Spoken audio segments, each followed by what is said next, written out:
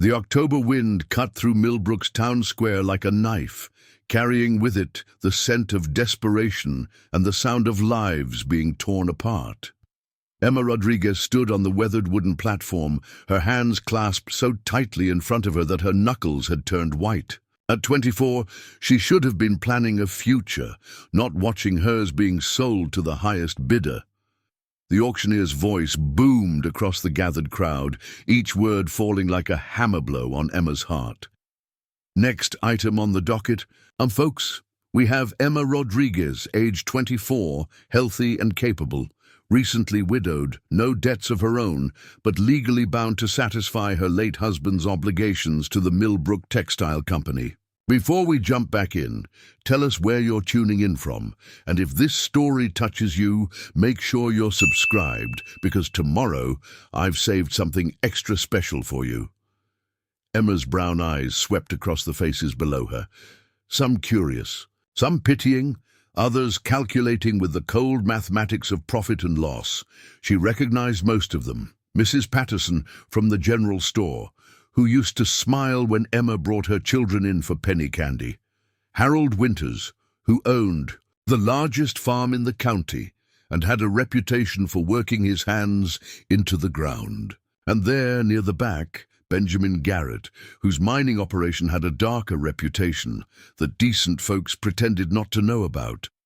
The autumn sun cast long shadows across the platform, but Emma felt no warmth from its rays.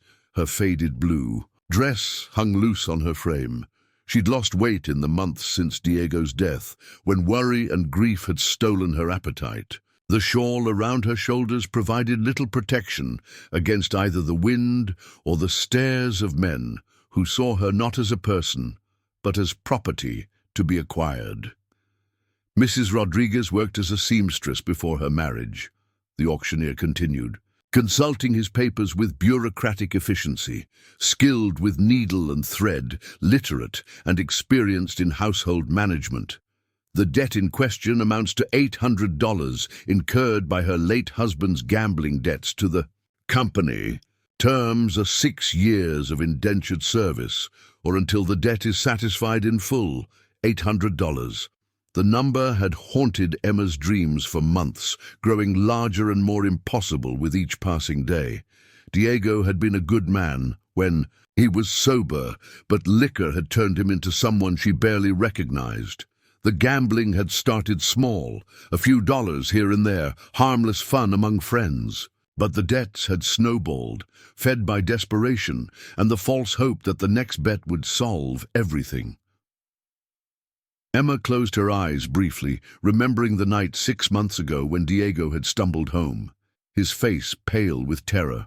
"I'm in trouble, Emma," he'd whispered, his words slurred with drink and fear.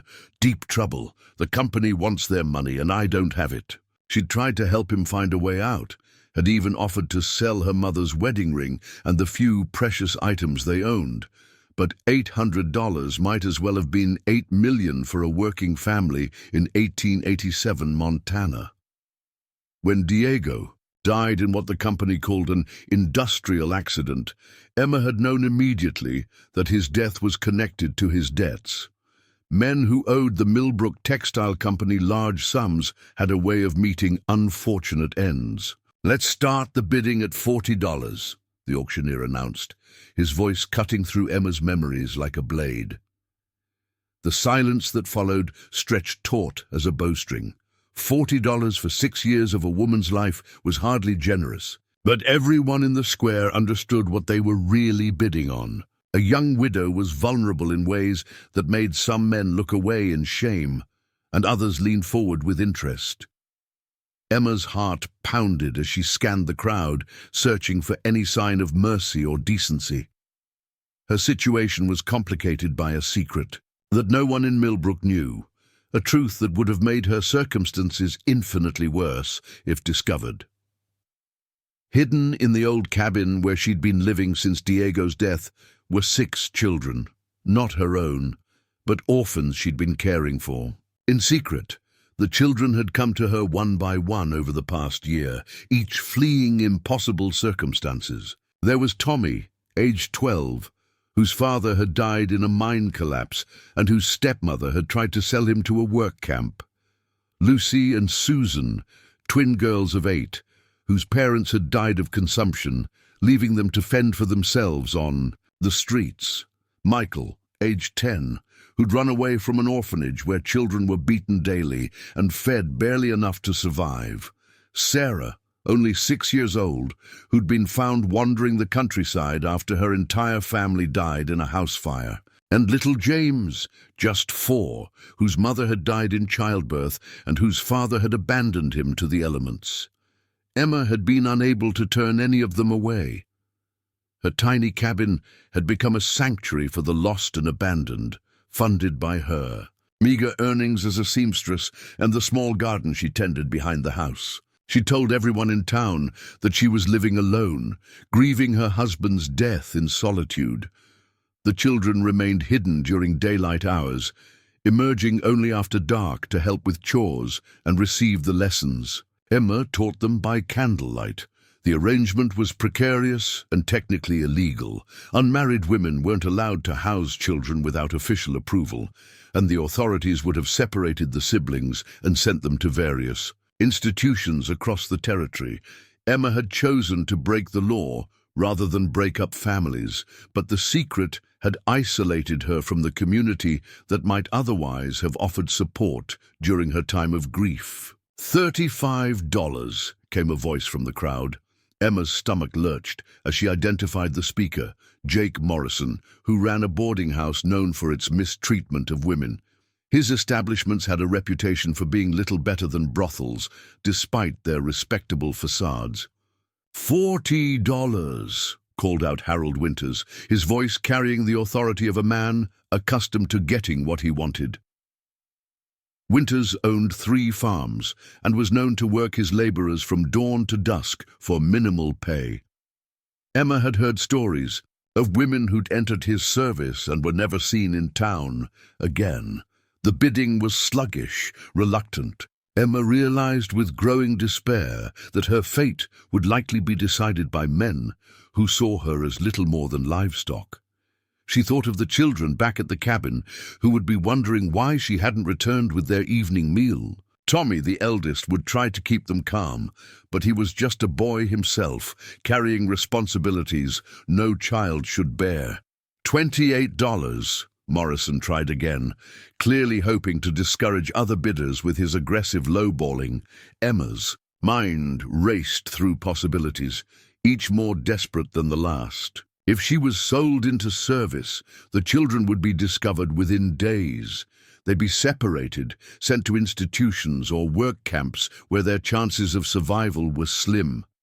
The older ones might find work as child laborers, but little James and Sarah were too young to fend for themselves. She thought of the letter hidden beneath her mattress, a response to her desperate inquiry to relatives back east. Her aunt in Boston had written that she could provide a home for Emma, but only, "Emma, I cannot take on the burden of children," the letter had stated bluntly. "If you can find your way here alone, you're welcome to start fresh." The offer had tormented Emma for weeks. She could escape this nightmare, could flee west under cover of darkness and make her way to Boston. But she couldn't abandon the children who depended on her, couldn't leave them to face the world alone. Her conscience wouldn't allow such betrayal, even if it meant saving herself. "Going once at $28, the auctioneer called, his voice showing his eagerness to conclude the unpleasant business. "Going twice." That's when Emma heard the sound of hoofbeats approaching the square. A lone rider emerged from the dusty main street, sitting tall in his saddle, despite the weight of exhaustion that seemed to hang around him like a cloak. He was a big man, probably in his 30s, with dark hair that needed cutting and clothes that spoke of hard work rather than wealth. The rider surveyed the scene with intelligent grey eyes that seemed to take in everything at once. The platform, the gathered crowd, the woman standing frozen in the center of it all. His jaw tightened as understanding dawned, and Emma saw something shift in his expression. Not pity, which she'd grown to hate, but a kind of quiet anger that spoke of a man who'd seen too much injustice in his life. Daniel Cooper had been planning to ride straight through Millbrook on his way back to his ranch in the Bitterroot Valley. His mare had thrown a shoe 15 miles out, forcing him to seek a blacksmith in town. He'd expected to conduct his business quickly and continue his journey home, where 100 head of cattle and a ranch that ran itself waited for his return. But as he guided his horse toward the livery stable, the scene in the town square had stopped him cold. He'd seen debt auctions before. They were a grim reality of frontier life where economic hardship could destroy lives with mechanical efficiency. But something about this particular auction demanded his attention.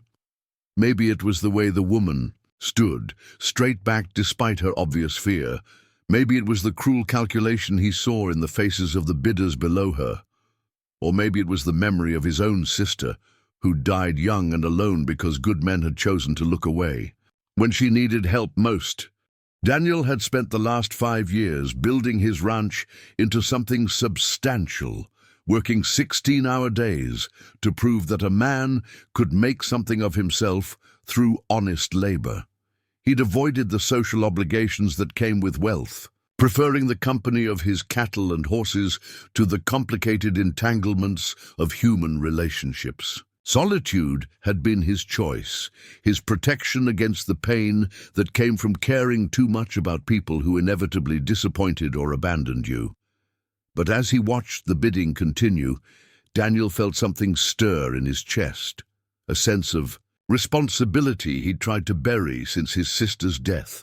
Some fights couldn't be avoided, some wrongs demanded action regardless of personal cost. This was becoming one of those moments. $50, he called out, his voice cutting through the afternoon air with quiet authority.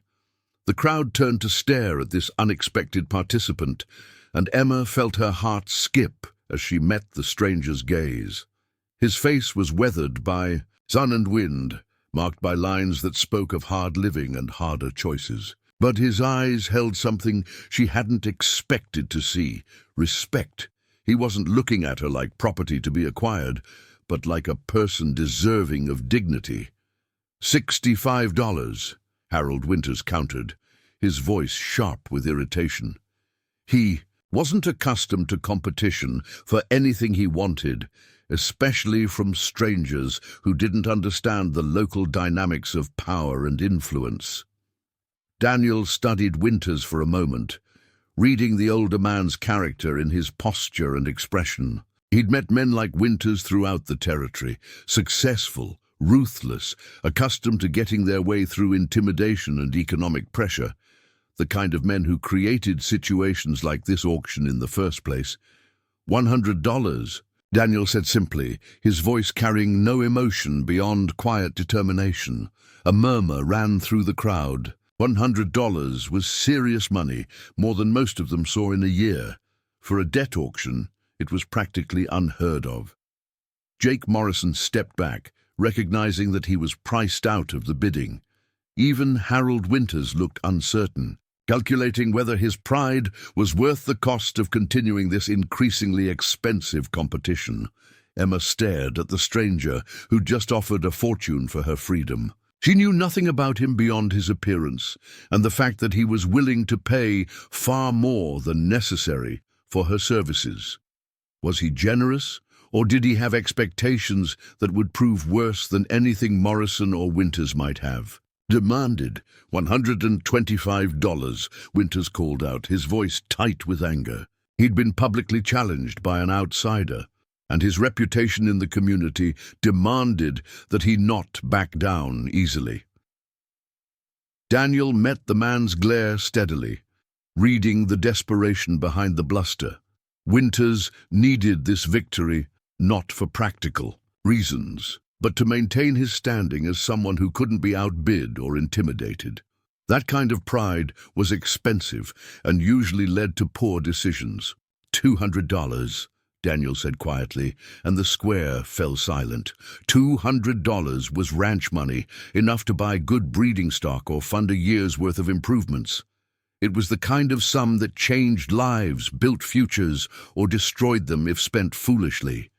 The crowd began to murmur again, speculation running wild about who this stranger was and why he was willing to pay such an extravagant price. Emma felt tears threaten for the first time since stepping onto the platform. Whether this man was her salvation or her doom remained to be seen, but at least he'd prevented her from falling into hands she knew would be cruel. The fear in her chest was joined by something else, a tiny spark of hope that maybe, somehow, this nightmare might have a different ending than the one she'd been dreading. Harold Winters stood in the crowd, his face flushed with anger and embarrassment. $200 exceeded even his willingness to pay for the sake of pride. With visible reluctance, he shook his head, conceding defeat to the mysterious rancher who'd appeared from nowhere to disrupt the town's expectations. Going once, the auctioneer called, his voice uncertain. Debt auctions were supposed to be simple, predictable affairs. This one had become something else entirely. Going twice. Emma closed her eyes, feeling the weight of her secret pressing down on her shoulders. In the few moments, she would belong to this stranger, bound by law to serve his household for 6 years. The children would be alone tonight, wondering where she was, depending on 12-year-old Tommy to keep them safe and fed. She had no idea how she would protect them from her new circumstances, or even if she'd ever see them again.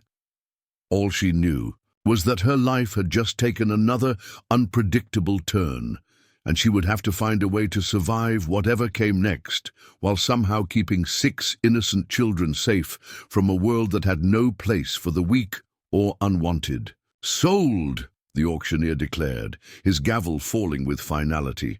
"To the gentleman for $200. As the crowd began to disperse, Emma remained frozen on the platform, staring at the man who'd just purchased 6 years of her life. Daniel Cooper dismounted slowly, his movements deliberate and unhurried as he approached the platform. When he reached her, he touched the brim of his hat in a gesture of respect that surprised her. "Ma'am," he said quietly, his voice carrying none of the ownership she'd expected. "I'm Daniel Cooper. I think we should talk." Preparing and narrating this story took us a lot of time, so if you are enjoying it, subscribe to our channel. It means a lot to us. Now back to the story. Emma's legs felt unsteady as she stepped down from the platform, the reality of her situation hitting her like a physical blow. The man who'd just spent $200 on her indenture contract stood waiting, his grey eyes studying her with an intensity that made her both nervous and curious. Unlike the other bidders, Daniel Cooper didn't look at her with the calculating gaze of someone appraising livestock. Instead, there was something almost apologetic in his expression. "Mrs. Rodriguez," he said, his voice low enough that the dispersing crowd couldn't overhear. "I know this isn't what you wanted, and I'm sorry it came to this, but I couldn't let you fall into the wrong hands." Emma tilted her head, studying this stranger who just upended her life. "And what makes your hands the right ones, Mr. Cooper?" The question seemed to catch him off guard. He was quiet for a moment, running a calloused hand through his dark hair. "Honestly, I'm not sure they are. But I know what men like Winters and Morrison do to women in your position, and I couldn't stand by and watch it happen." There was something in his tone, a weight of personal experience, that made Emma look at him more carefully.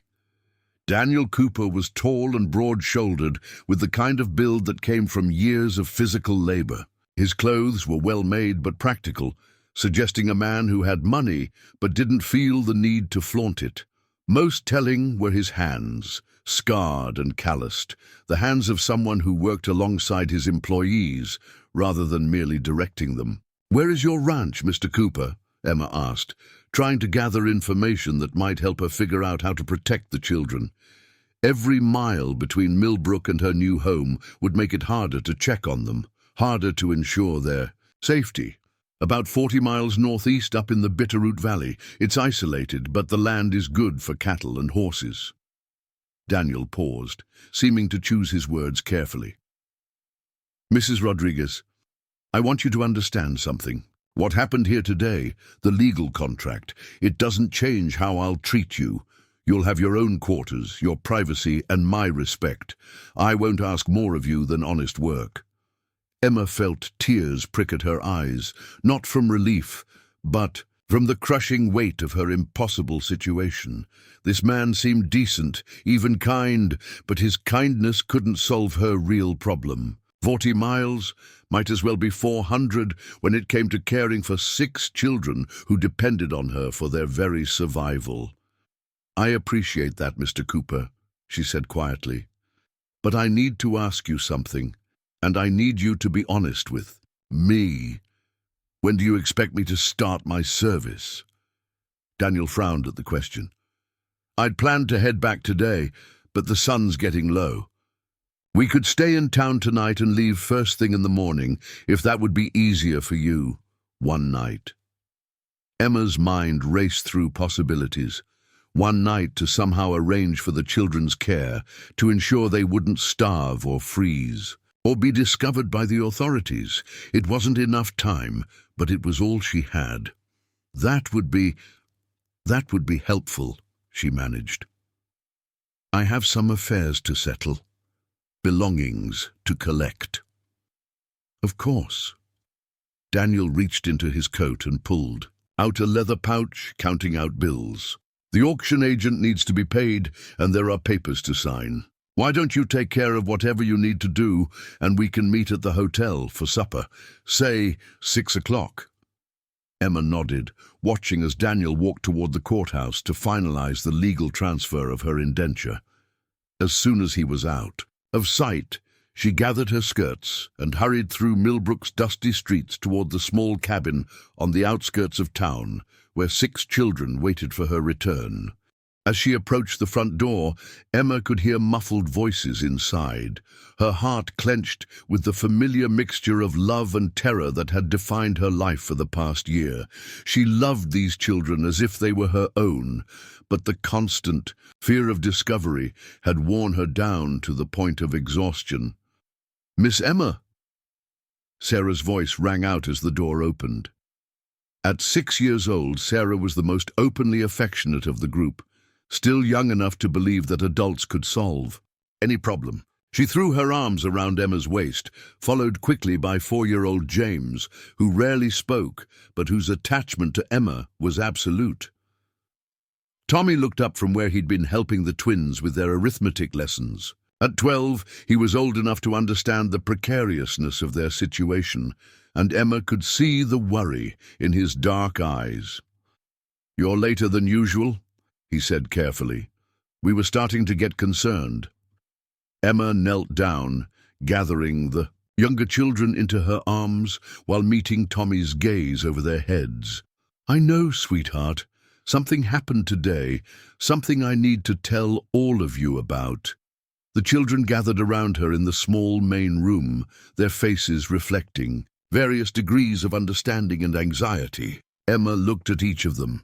Tommy, with his serious expression and premature responsibility, the 8-year-old twins, Lucy and Susan, who still grieved for their parents, 10-year-old Michael, whose experiences at the orphanage had made him wary of adults, little Sarah with her trusting smile, and James, who communicated more through actions than words. "I have to go away," Emma said simply, knowing that elaborate explanations would only confuse the younger ones. "There are people who say I owe them money, and to pay that debt I have to work for someone else for a while." "How long is a while?" Lucy asked, her voice small and frightened. Emma's throat tightened. 6 years. The silence that followed was deafening.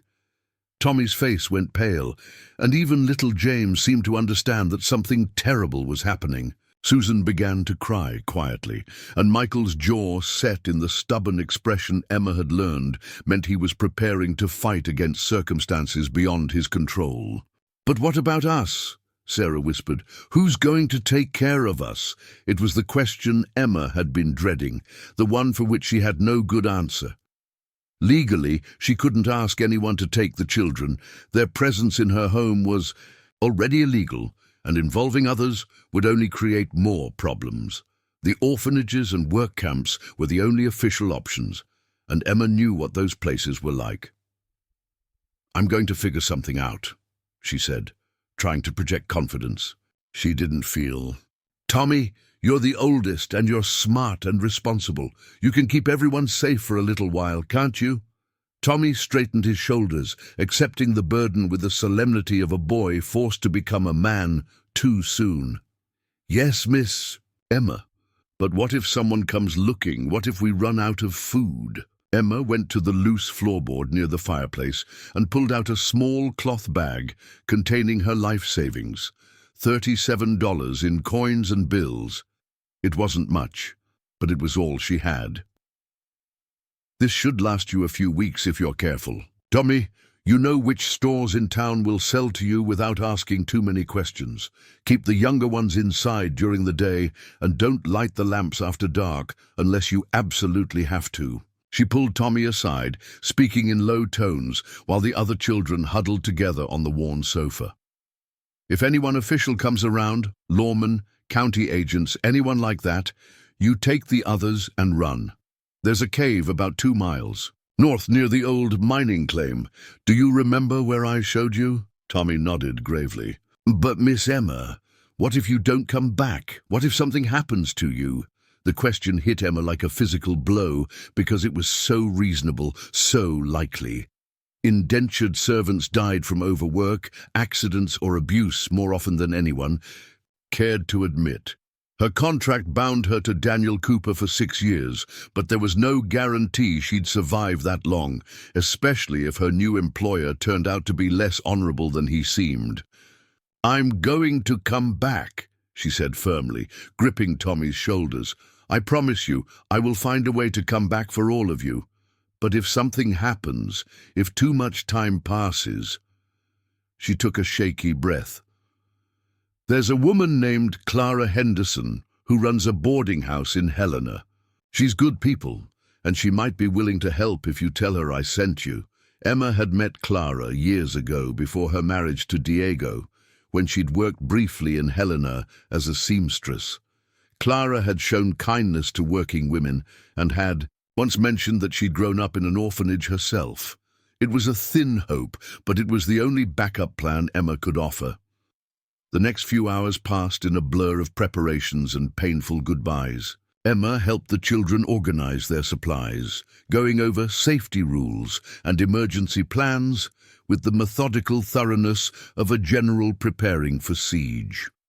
She cooked a large pot of stew that would provide meals for several days, and made sure the older children understood how to ration both food and firewood. As the sun began to set, Emma knew she had to leave for her appointment with Daniel Cooper. The children clung to her, even stoic Michael allowing himself to show emotion as the reality of separation set in. Emma held each of them, memorizing their faces and promising herself that somehow, some way, she would keep the family together. "Remember," she told Tommy as she prepared to leave, "you're not just keeping yourselves safe, you're keeping the family together until I can come back for you. That's the most important thing, staying together." The walk back to town felt like a funeral march. Emma had never felt so torn between duty and desire, between legal obligation and moral responsibility. The children needed her, but the law demanded she serve Daniel Cooper. There was no good choice, only degrees of impossible. The hotel dining room was nearly empty when Emma arrived, her eyes red from crying but her composure carefully maintained.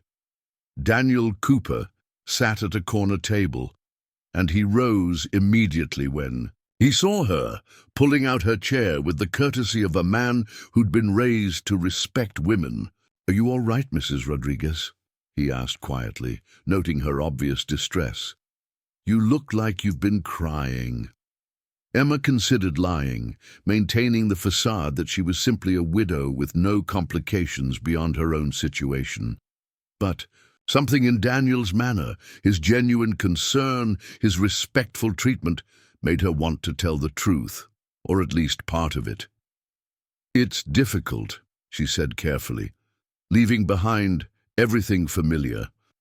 I know the contract is legal and binding, but it's still hard to accept that my life is no longer my own. Daniel was quiet for a moment, studying her face. Mrs. Rodriguez, I want you to understand something. Yes, there's a legal contract between us, but I don't consider myself your owner. I consider you an employee who happens to be bound by law. To work for me, there's a difference, and it matters. What kind of work would you expect from me? Emma asked, trying to focus on practical matters rather than the children she'd left behind. Household management mostly. Cooking, cleaning, mending. The ranch house is substantial, but I've been living alone for years, and it shows. I'm not much of a cook, and I'm worse at keeping things organized. Daniel paused, seeming to choose his words carefully. I should mention that it's very isolated. The nearest neighbor is 15 miles away, and the closest town is Millbrook.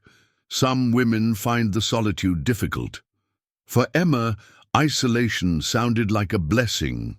Fewer people meant fewer questions, less chance of discovery if she could somehow arrange to bring the children to the ranch. But 40 miles was still a nearly impossible distance to cover frequently, especially without transportation of her own.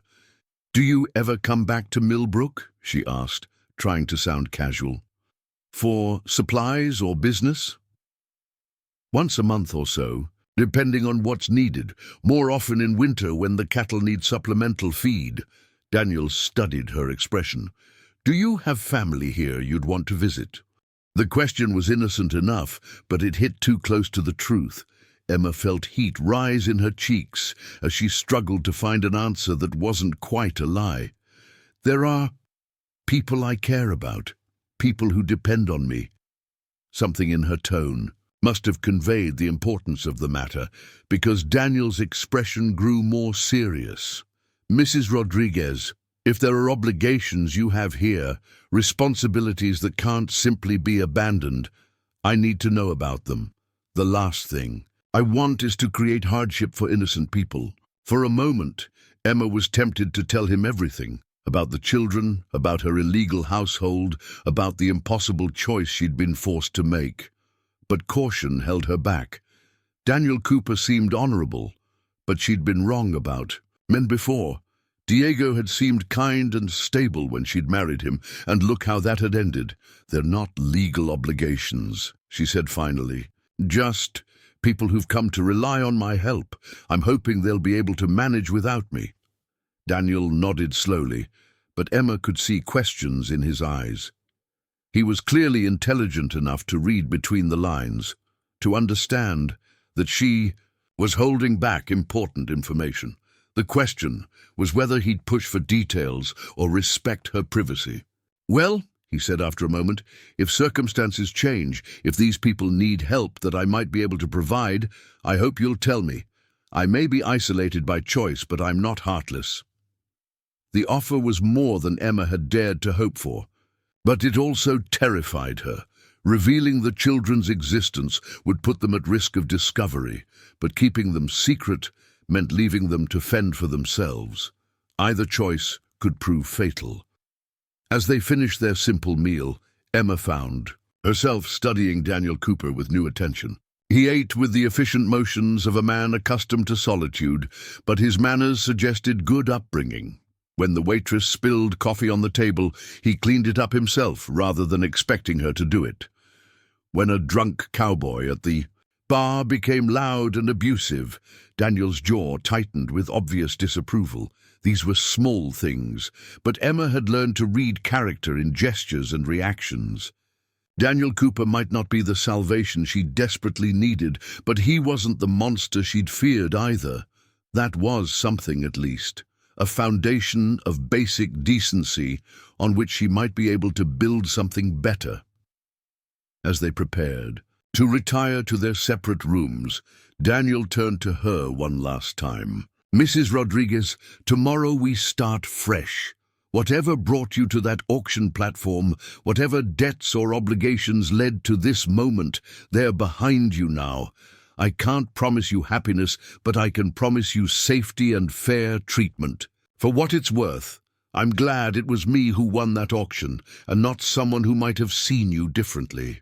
Emma managed a small smile, the first genuine one she'd felt all day. "Thank you, Mr. Cooper, that does mean something."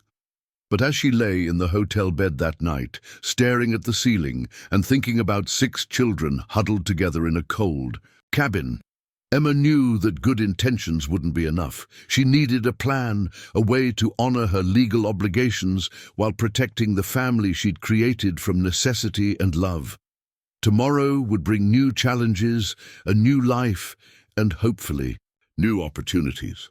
But tonight, she could only pray that Tommy would keep his promise to keep everyone safe, and that somehow she'd find a way to bring them all together again before it was too late. The journey to Daniel Cooper's ranch began at dawn, with Emma riding beside him on a gentle mare he'd purchased from the local livery. The 40-mile trek through Montana's rugged terrain would take most of the day. Providing ample time for conversation, neither of them seemed eager to begin. Emma's thoughts remained fixed on the children she'd left behind, while Daniel appeared, lost in his own memories, his grey eyes distant as they navigated the winding mountain trails. The first few hours passed in relative silence, broken only by practical observations about the weather and terrain.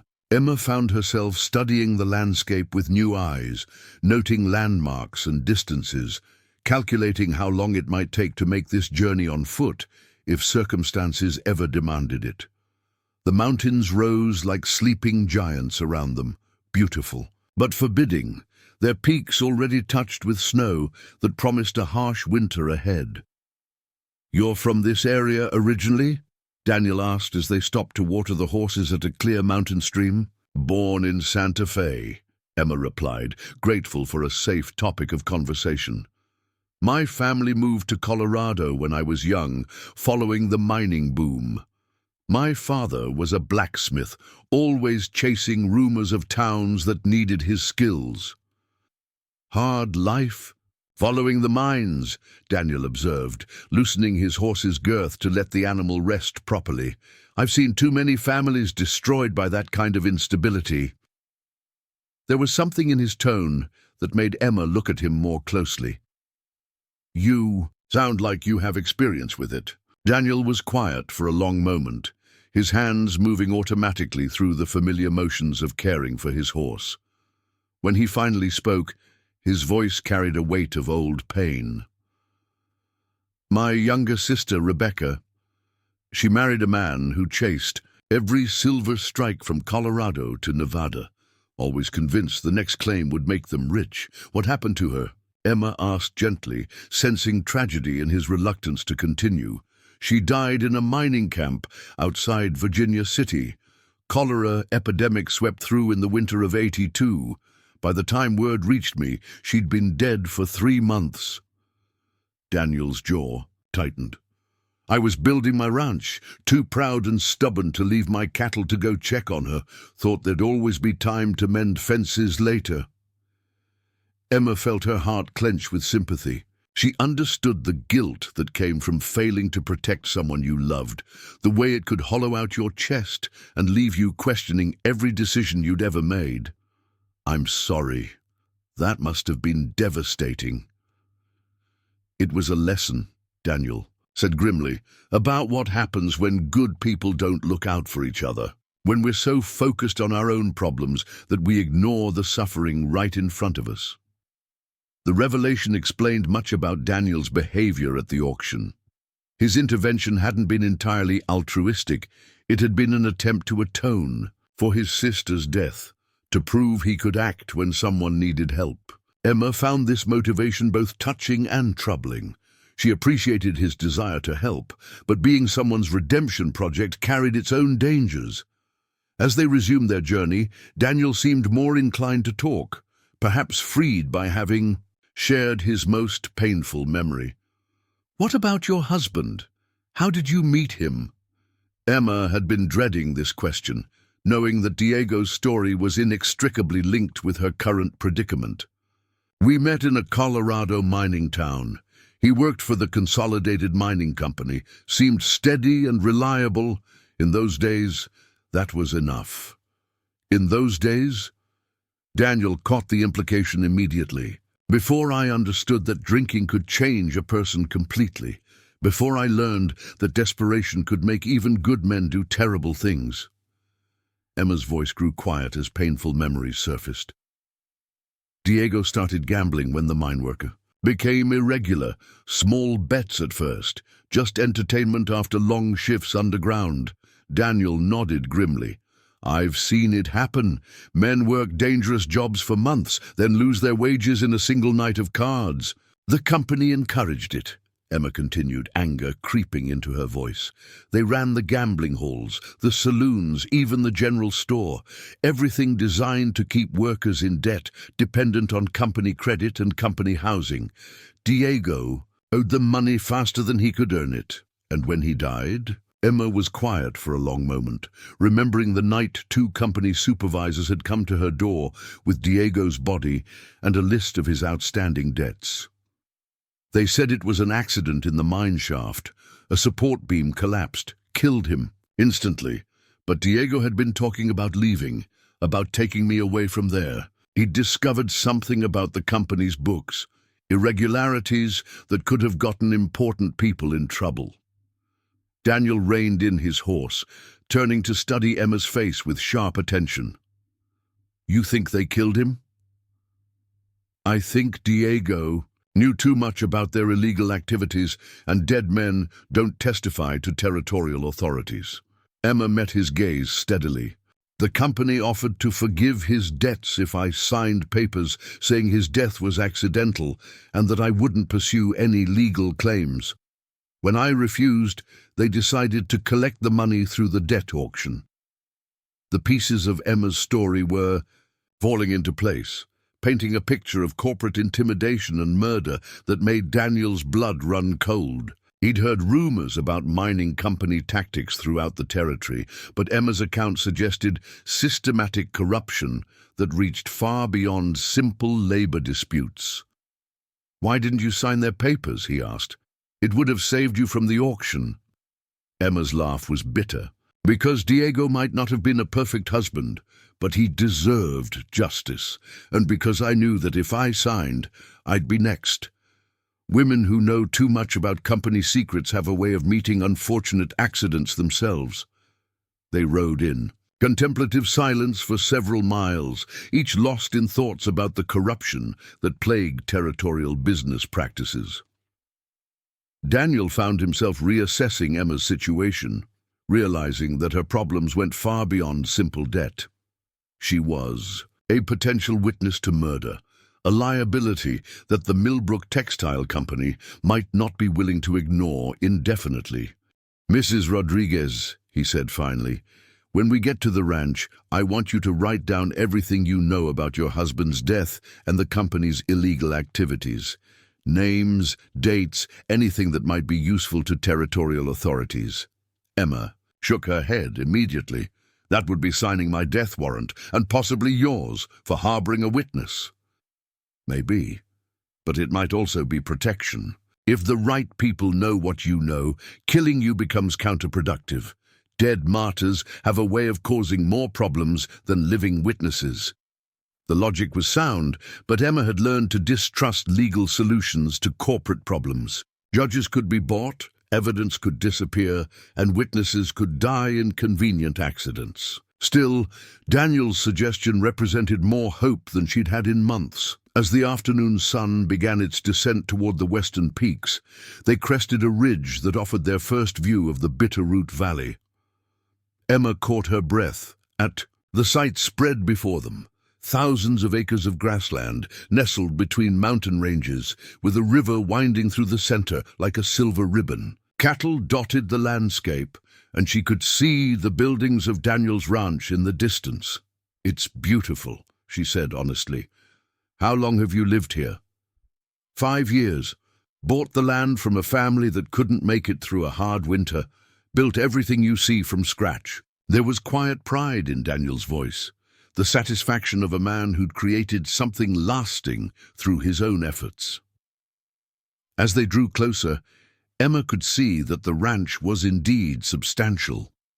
The main house was built of logs and stone, with a wide porch that suggested someone had planned for entertaining guests. The barn was large enough to house dozens of animals, and there were several outbuildings that spoke of a well-organized operation. "You live alone in all of this?" Emma asked, trying to imagine the isolation Daniel had chosen for himself. "Just me and my foreman, Jack Morrison. He's got a cabin about a mile north, near the winter pastures. Good man, fought in the war with me. Doesn't talk much, which suits us both." Daniel pointed toward a smaller building near the main house. "That's where you'll stay. It was supposed to be quarters for a housekeeper, but I never got around to hiring one." The guest house was modest but well built, with its own fireplace and enough space for comfortable living. Emma could see that it would provide the privacy Daniel had promised, while being close enough to the main house for easy access to her duties. What caught her attention, however, was its size, large enough, potentially, to house additional occupants if circumstances ever permitted such an arrangement. "It's very generous," she said carefully. "More space than I expected." Daniel dismounted and began unsaddling his horse, his movements efficient and practiced. "I built it large because I thought—" He paused, seeming to reconsider his words. "I planned to marry once. The woman wanted a place where her sister could visit for extended periods. When that didn't work out, I just kept the extra space." Emma heard the pain beneath his matter-of-fact tone and found herself curious about this failed relationship. "What happened, if you don't mind me asking?" She decided that ranch life wasn't for her. Too isolated, too dangerous, too uncertain. Daniel's voice was carefully neutral, but Emma could read the hurt he was trying to hide. "Catherine Walsh, a daughter of a Denver banker. I met her during a cattle drive, thought I could convince her that this life had its rewards." "How long were you engaged?" 2 years. She kept postponing the wedding, finding reasons to delay. Finally admitted she couldn't see herself living 40 miles from the nearest town, raising children where the closest doctor was a day's ride away. Daniel began brushing down his horse with methodical strokes. "She wasn't wrong. It is isolated. Here, dangerous too, especially for women and children." The conversation explained much about Daniel's solitary lifestyle and his willingness to help Emma, despite barely knowing her. He'd been abandoned by someone he loved, left to build his dream alone, while questioning whether his choices had been foolish. Emma understood that kind of doubt, the way rejection could make you question everything about yourself. "Do you regret staying here?" she asked. "Building all this for yourself alone?" Daniel considered the question seriously, his gaze sweeping. Across the valley he'd claimed as his own.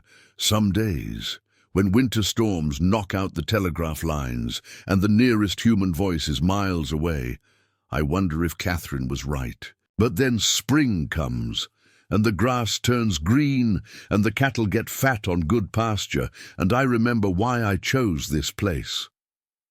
"It takes courage to live this far from civilization," Emma observed. "Not everyone is built for that kind of independence. Or that kind of loneliness," Daniel added quietly. "Though I suppose there are different kinds of loneliness. Sometimes being surrounded by people who don't understand you is worse than being alone with your own thoughts." Emma nodded, thinking of her own isolation in Millbrook, where she'd been surrounded by neighbors who knew nothing of her real struggles. "I understand that.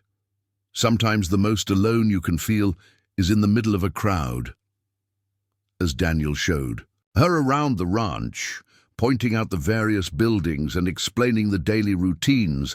Emma found herself evaluating everything with a strategist's eye.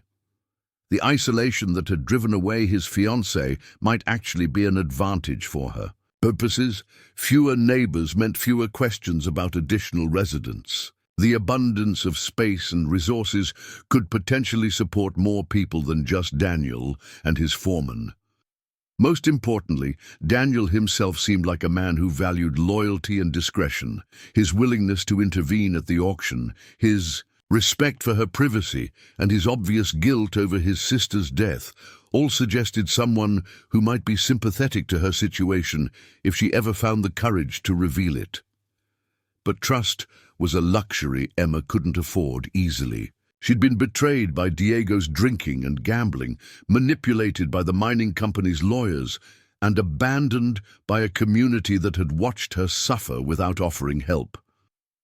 Daniel Cooper seemed different, but Emma had been wrong about people before.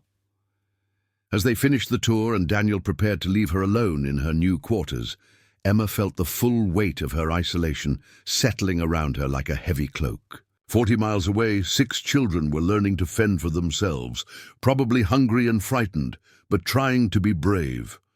Here she stood in comfort and safety, bound by law to serve a man who seemed determined to treat her with kindness. The irony was bitter. For the first time in years, she was free from the immediate threat of violence or starvation. But that safety had come at the cost of abandoning the children who needed her most. Success and failure had become indistinguishable, twisted together in a knot she couldn't begin to untangle. "Mrs. Rodriguez," Daniel said as he prepared to leave, "I know this is difficult. New place, new circumstances, new expectations. If you need anything at all, don't hesitate to ask. And if you want to talk about those people you're worried about in Millbrook, I'm willing to listen." Emma managed a small smile, touched by his obvious concern. "Thank you, Mr. Cooper. I appreciate your kindness more than you know." But as the door closed behind him and Emma found herself alone in her new home, she knew that kindness alone wouldn't solve her problems. She needed a plan, a way to bridge the gap between her legal obligations and her moral responsibilities. The children couldn't survive indefinitely on $37 and the caretaking abilities of a 12-year-old boy. Time was running out, and Emma had no idea how to save the family she'd been forced to abandon. Emma's first week at the Cooper Ranch fell into a rhythm that was both comforting and torturous. The work itself was manageable, cooking for Daniel and his foreman Jack Morrison, maintaining the main house and managing the household supplies. Daniel proved to be an undemanding employer, grateful for decent meals and clean clothes without being particular about elaborate preparations. Jack Morrison was even less complicated, a grizzled veteran who spoke in grunts and seemed content as long as coffee was strong and food was hot. But beneath the surface calm, Emma was slowly going mad with worry about the children. Every night, she lay awake, calculating how long $37 might last 6 growing children, wondering if Tommy was managing to keep them hidden, if little James was eating enough, if Sarah was having nightmares without someone to comfort her. The isolation that provided Daniel with peace felt like a prison to Emma, cutting her off from any news of the family she'd been forced to abandon. On the 8th day, Daniel rode into the yard just as Emma was hanging laundry on the line behind. The main house. His expression was grim, and she could see dust on his clothes that suggested hard riding. Her heart immediately jumped to her throat. Bad news traveled fast in the territory, and Daniel's monthly supply run to Millbrook wasn't scheduled for another 2 weeks. "Mrs. Rodriguez," he called, dismounting with the careful movements of a man who'd been in the saddle too long. "I need to speak with you." Emma followed him into the main house, her hands trembling as she untied her apron. Had something happened to the children? Had they been discovered by the authorities? Had Tommy's careful rationing failed, leaving them desperate enough to take risks that exposed them? Daniel went to his desk and pulled out a folded newspaper, his expression troubled. "I rode over to the Morrison spread this morning to help with some cattle. Jack's cousin brought this up from Helena yesterday." He handed her the territorial newspaper, pointing to a small article on the 3rd page. Emma's eyes scanned the text, her heart sinking with each word. "Millbrook children found abandoned," read the headline. "Local authorities discovered 6 children living without adult supervision in a cabin on the outskirts of town. The children, ranging in age from 4 to 12, claim to have been caring for themselves since their guardian disappeared over a week ago. County officials are investigating the circumstances and plan to transfer the children to appropriate institutions throughout the territory." The newspaper slipped from Emma's nerveless fingers, fluttering to the floor like a death sentence. All her careful plans, all her desperate hopes, and it had taken just 8 days for everything to fall apart. The children had been discovered, and now they would be separated and sent to orphanages and work camps across hundreds of miles. "Mrs. Rodriguez?" Daniel's voice seemed to come from very far away. "Emma, are you all right?" She looked up to find him kneeling beside her chair, his grey eyes filled with concern and growing understanding. The use of her first name registered dimly through her shock. They'd maintained formal address since her arrival, a careful distance that was apparently crumbling in the face of crisis. "They're my children," she whispered, the words torn from her throat like pieces of her soul. "Not legally, not by blood, but mine in every way that matters. I've been taking care of them for over a year, and I had to leave them when I was sold to you." Daniel's expression shifted from confusion to comprehension, to something that might have been admiration. 6 children. You've been caring for 6 children in secret." Emma nodded, tears streaming down her face as the full magnitude of her failure crashed over her. "They're orphans, cast-offs, children nobody wanted. Tommy's father died in a mine collapse. The twins lost their parents to consumption. Michael ran away from an orphanage where they beat the children. Sarah survived a house fire that killed her whole family. And James," she choked on the words, "James was barely walking when his father abandoned him to die in the mountains. And you took them all in," Daniel said quietly. "Even though it was illegal, even though it put you at risk." "What else could I do?" Emma's voice rose with desperate anger. "Let them starve. Let them freeze. Let them be sold to work camps where children die from exhaustion and abuse. They had nowhere else to go, no one else who cared whether they lived or died." Daniel was quiet for a long moment, processing this revelation and its implications. Emma watched his face, trying to read his reaction. Would he be angry that she'd deceived him, concerned about harboring someone who'd broken territorial laws? Sympathetic to her impossible situation? "How long do we have?" he asked finally. The question caught Emma off guard. "What do you mean? Before they're transferred to institutions? How long before they're scattered across the territory where we can't help them?" Daniel's tone was matter-of-fact, as if the question of whether to help had already been settled in his mind. Emma stared at him, hardly daring to hope. "According to the article, they're being held temporarily at the county facility in Millbrook, while arrangements are made. That usually takes 2 to 3 weeks, depending on which institutions have space." Daniel stood up, his expression shifting into the focused intensity Emma had seen when he was working with difficult cattle. "That's not much time, but it might be enough. We need to get to Millbrook and figure out how to get them released into your custody." "That's impossible," Emma said immediately. "I'm an indentured servant with no legal rights. I can't even own property, much less take custody of children. And even if I could, where would we put them? Your contract binds me to work for you alone." "My contract," Daniel corrected firmly, "binds you to work for me. It doesn't specify that you have to work alone, or that I can't house additional people on my property if I choose to do so." He began pacing the room, his mind clearly working through possibilities. "As for legal custody, we'll need to find a way around that. Maybe if I petitioned to adopt them myself." Emma felt her heart stop. "You would do that?" Take legal responsibility for 6 children you've never met? Daniel paused in his pacing, meeting her gaze directly. Mrs. Rodriguez, Emma, I told you about my sister Rebecca, how I failed to help her when she needed me most. I've been looking for a way to make amends for that failure ever since. Maybe this is it. The offer was more than Emma had dared to dream, but it also terrified her. Accepting Daniel's help would mean trusting him completely, revealing every secret she'd fought to protect. It would mean placing the children's lives in the hands of a man she'd known for barely a week. You don't understand what you're offering, she said desperately. 6 children aren't just mouths to feed and bodies to shelter. They're complicated, damaged, difficult.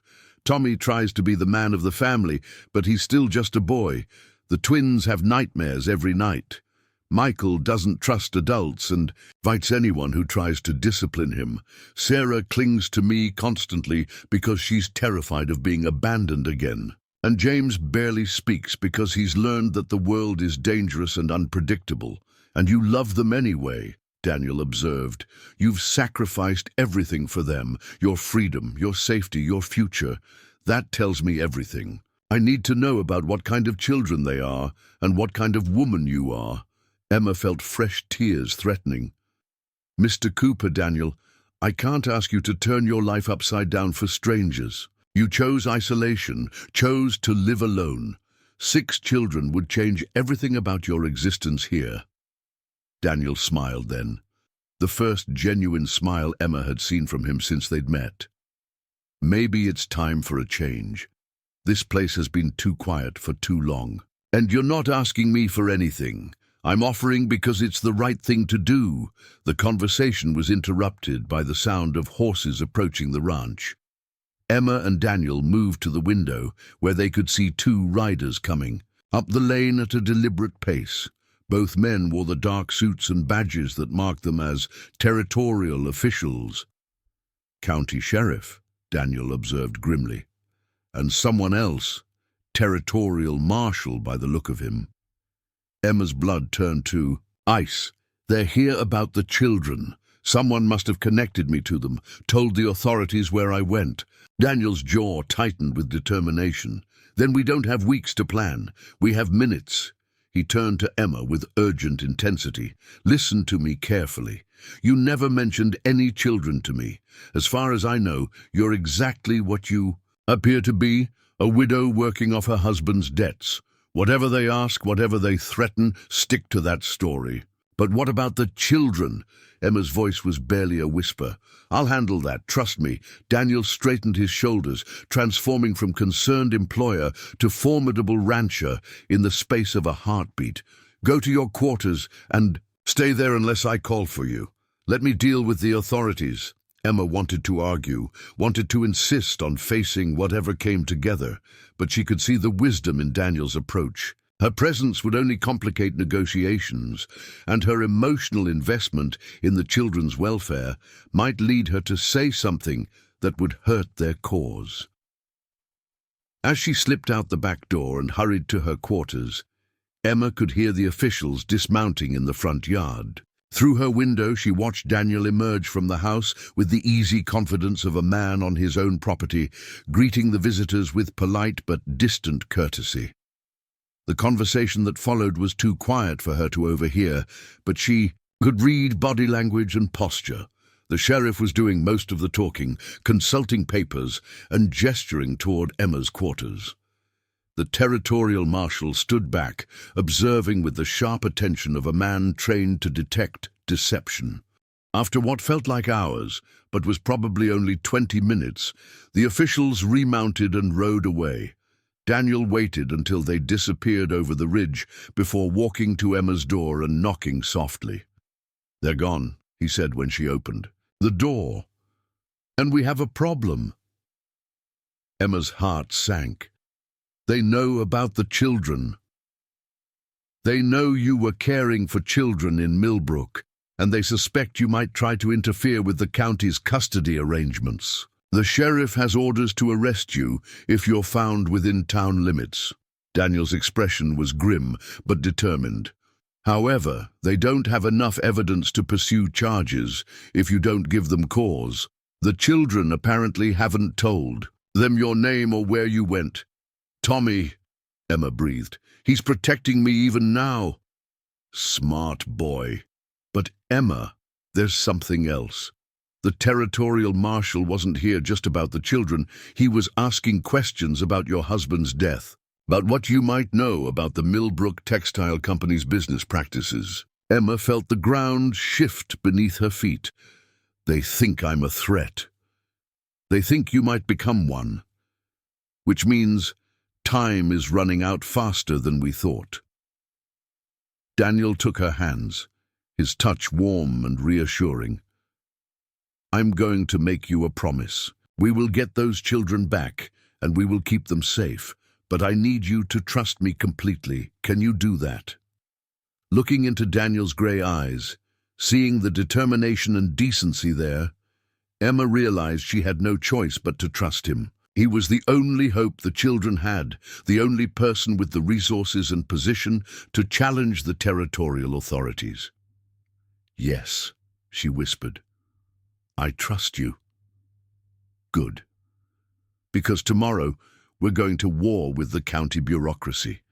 And we're going to win, as Daniel outlined his preliminary plan involving territorial law, adoption procedures, and calling in favors from his war service connections. Emma felt something she hadn't experienced in months. Hope. It was fragile and dangerous, but it was real. 6 children were depending on her, and for the first time since the auction, she wasn't facing that responsibility alone. The next morning brought an unexpected visitor who would change everything. About Daniel's carefully laid plans. Emma was preparing breakfast when she heard the distinctive sound of a military bugle echoing across the valley. Through the kitchen window she watched as a column of 12 riders approached the ranch, their blue uniforms and precise formation identifying them as U.S. cavalry. Daniel emerged from the barn where he'd been feeding the horses, his expression shifting from confusion to recognition as the lead rider removed his hat. "Colonel Harrison Fletcher," he called out, genuine warmth replacing his initial wariness. "It's been too long." The colonel dismounted with the easy grace of a career soldier, his weathered face breaking into a grin as he clasped Daniel's hand. "Captain Cooper, though I suppose it's just Mr. now, I was in the area on territorial business and heard you'd built quite an operation up here." Emma watched from the doorway as the 2 men exchanged the kind of greeting that spoke of shared hardships and mutual respect. Colonel Fletcher was perhaps 50 years old, with silver hair and the bearing of a man accustomed to command. His uniform bore the insignia of the Territorial Military District, suggesting he held considerable authority in this region. "What brings the cavalry to my valley, Harrison?" Daniel asked, though his tone suggested he might already suspect the answer. Fletcher's expression grew serious. "The Millbrook situation. We've had reports of corporate intimidation, possible murder, and now missing children. The territorial governor wants a full investigation, but he needs someone he can trust to handle the civilian aspects." The colonel paused meaningfully. "Someone with your particular combination of military experience and local knowledge." Daniel glanced toward the house where Emma stood listening, understanding immediately that their private crisis had become part of a larger territorial conflict. "What exactly are you asking me to do?" "Nothing official," Fletcher replied carefully. "But if certain documents were to surface, documents that proved corporate malfeasance and murder, the territorial government would want to ensure they received proper attention. And if certain individuals who might possess such documents needed protection, you want me to help you build a case against the Millbrook Textile Company," Daniel said bluntly. "I want you to do what you think is right, just as you did at Antietam and Gettysburg and a dozen other battles where good men faced impossible odds." Fletcher's voice carried the weight of shared history. "The difference is, this time you won't be fighting alone. Emma stepped onto the porch, understanding that her moment of choice had arrived. She could remain hidden, let Daniel and the Colonel discuss territorial politics without her input, or she could reveal herself as a key witness and risk everything for the chance to bring down the people who destroyed her life. "Colonel Fletcher," she said, her voice steady despite the fear churning in her stomach. "I believe I have the documents you're looking for." Both men turned to stare at her, Fletcher's eyes sharp with professional interest. Daniel looked worried, clearly concerned about the risks Emma was taking by exposing herself to military attention. "Mrs. Rodriguez," Daniel said carefully, "perhaps you should let me handle this discussion." But Emma was tired of hiding, tired of letting other people make decisions about her life and the lives of the children she loved. "No, Daniel. The Colonel is right. Some fights can't be avoided. And this one started long before I was sold at auction." Over the next hour, seated around Daniel's kitchen table with maps and documents spread before them, Emma told her complete story for the first time. She described Diego's discovery of the company's fraudulent bookkeeping, his growing fear as he realized the danger he was in, and the circumstances of his suspicious death. She revealed the threats the company had made, their attempt to buy her silence, and their decision to pursue debt collection when she refused to cooperate. Colonel Fletcher listened with the focused attention of a professional investigator, occasionally asking pointed questions that demonstrated his familiarity with corporate corruption cases. When Emma finished, he leaned back in his chair with a grim expression. "Mrs. Rodriguez, what you're describing amounts to conspiracy, fraud, and murder. If you're willing to testify before a territorial grand jury, we can bring federal charges that would shut down the company permanently." "And what about the children?" Emma asked immediately. 6 orphans are sitting in a county facility right now, waiting to be separated and sent to institutions across the territory. Will your investigation help them?" Fletcher exchanged a meaningful look with Daniel. That's where Captain Cooper's unique position becomes valuable. As a territorial war veteran with an established ranch, he has the legal standing to petition for emergency guardianship, especially if he has the support of military authorities who can vouch for his character. Daniel straightened in his chair. "You're offering to support an adoption petition?" "I'm offering to ensure that any legal proceedings move quickly and favorably, assuming the petitioner demonstrates genuine commitment to the children's welfare." Fletcher's tone was carefully neutral, but his meaning was clear. Emma felt her heart leap with hope. How quickly could such a petition be processed? Under normal circumstances? Months, possibly years, but these aren't normal circumstances. Fletcher stood, moving to the window that overlooked the valley. The territorial government is under pressure to demonstrate that it protects innocent citizens from corporate abuse. Rescuing 6 orphaned children from institutional limbo would be excellent public relations. "And the risks?" Daniel asked pragmatically. "The company won't simply accept defeat. They've killed to protect their secrets before, which is why you'll have protection during the legal proceedings. My unit will remain in the area until the situation is resolved." Fletcher turned back to face them. "Mrs. Rodriguez, I won't lie. To you, testifying against the company will put you in danger, but running from them hasn't kept you safe either.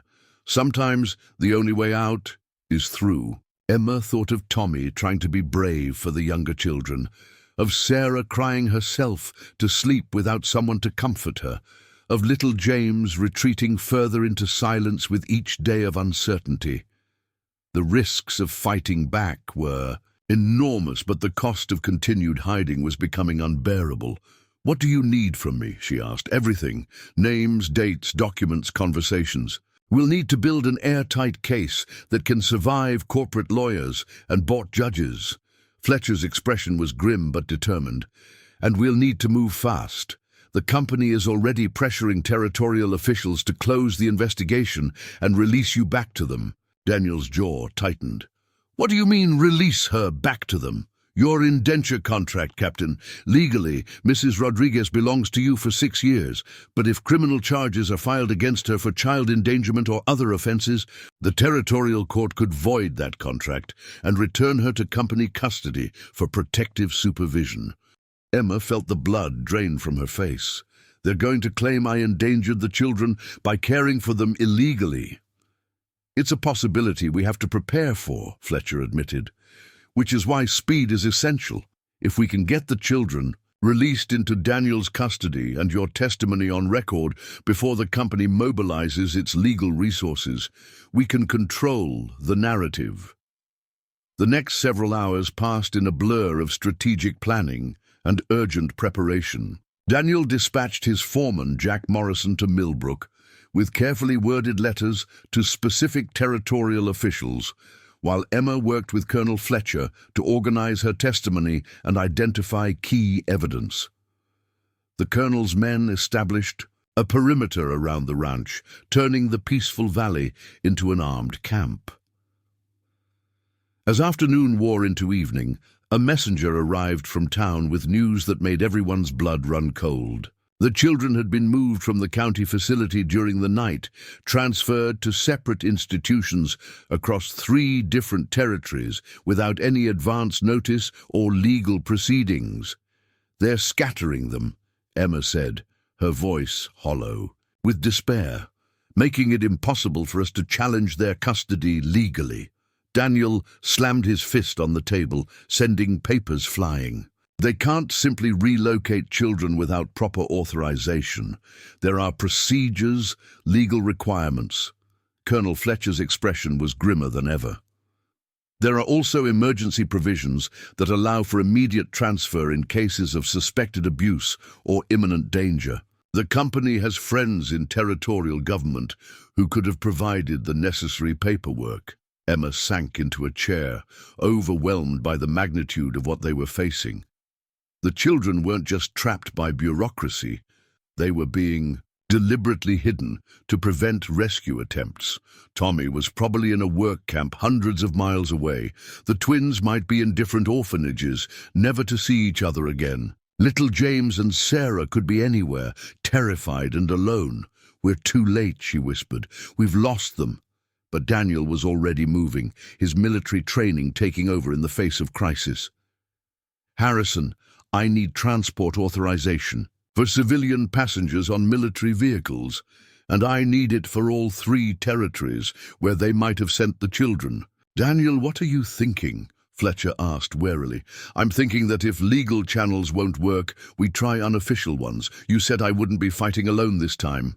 Prove it. Daniel's grey eyes blazed with determination. Those children have been abandoned by every adult authority they've ever encountered. I won't be another person who fails them.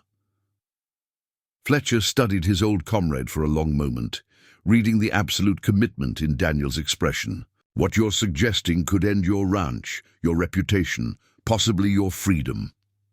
And not doing it would end something more important, Daniel replied.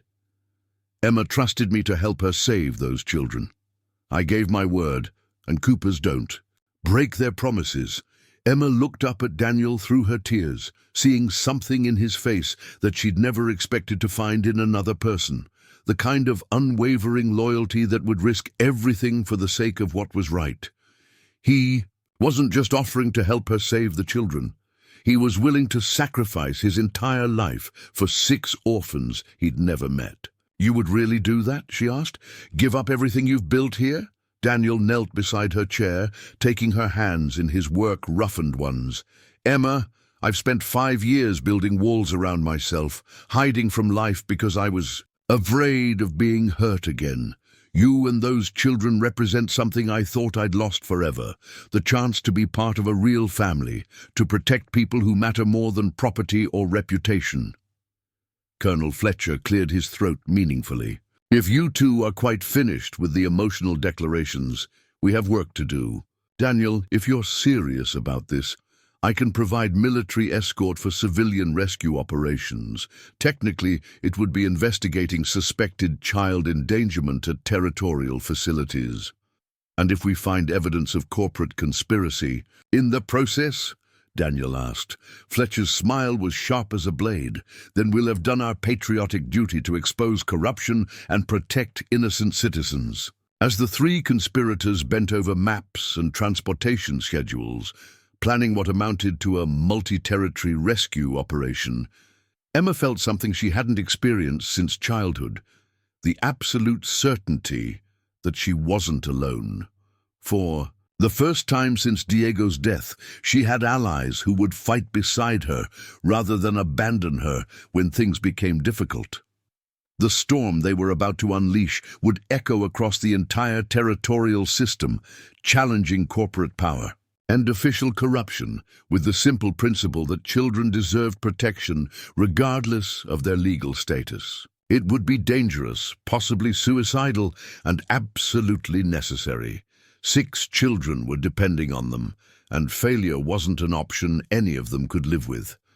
The operation to locate and rescue the scattered children began at dawn with military precision.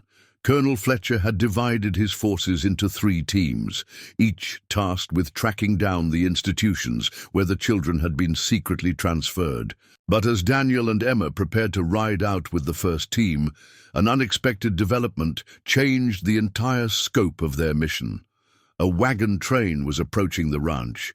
Not military vehicles, but civilian families from across the Bitterroot Valley and beyond. Word of the children's plight had somehow spread through the territorial communication networks that connected isolated ranches and small communities.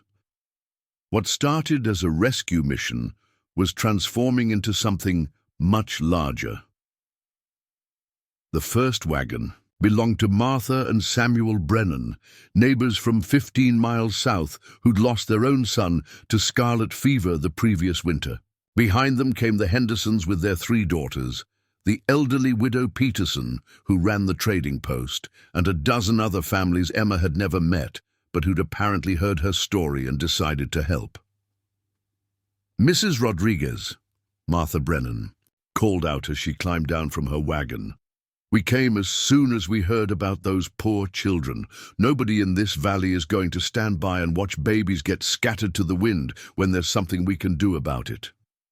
Emma stared in amazement as more wagons continued to arrive. These were hard-working frontier families with their own struggles and responsibilities, yet they dropped everything to help rescue 6 orphans they'd never met.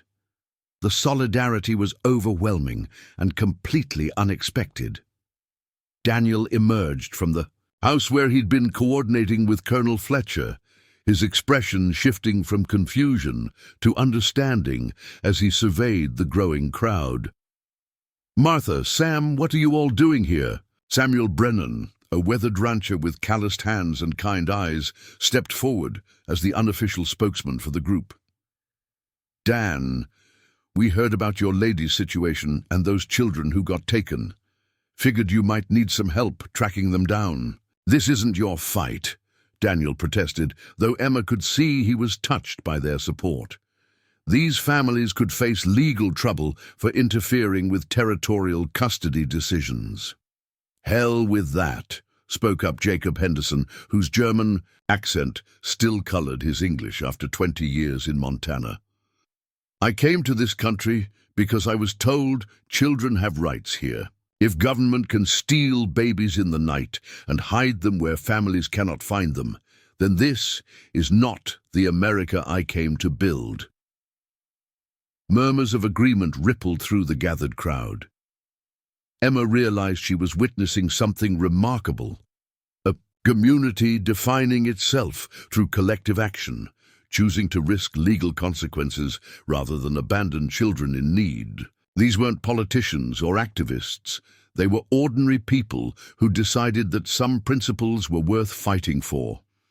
Colonel Fletcher approached the group with obvious respect for their civilian courage. Folks, I appreciate what you're trying to do, but this operation could become dangerous. The Millbrook Textile Company has resources and connections that extend far beyond this territory. So do we.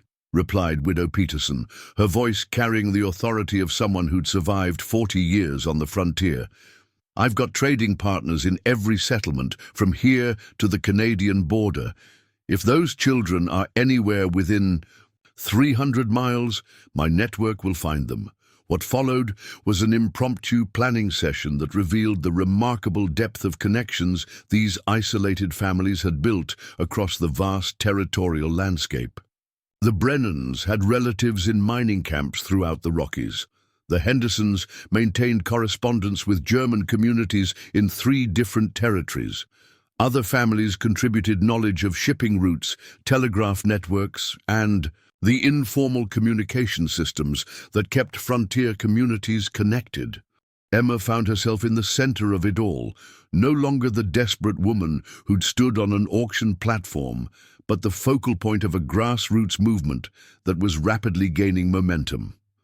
As family after family pledged their resources to help locate her children, she began to understand that her personal crisis had touched something deeper, a shared frontier value that children belong to the community, not to corporations or bureaucrats.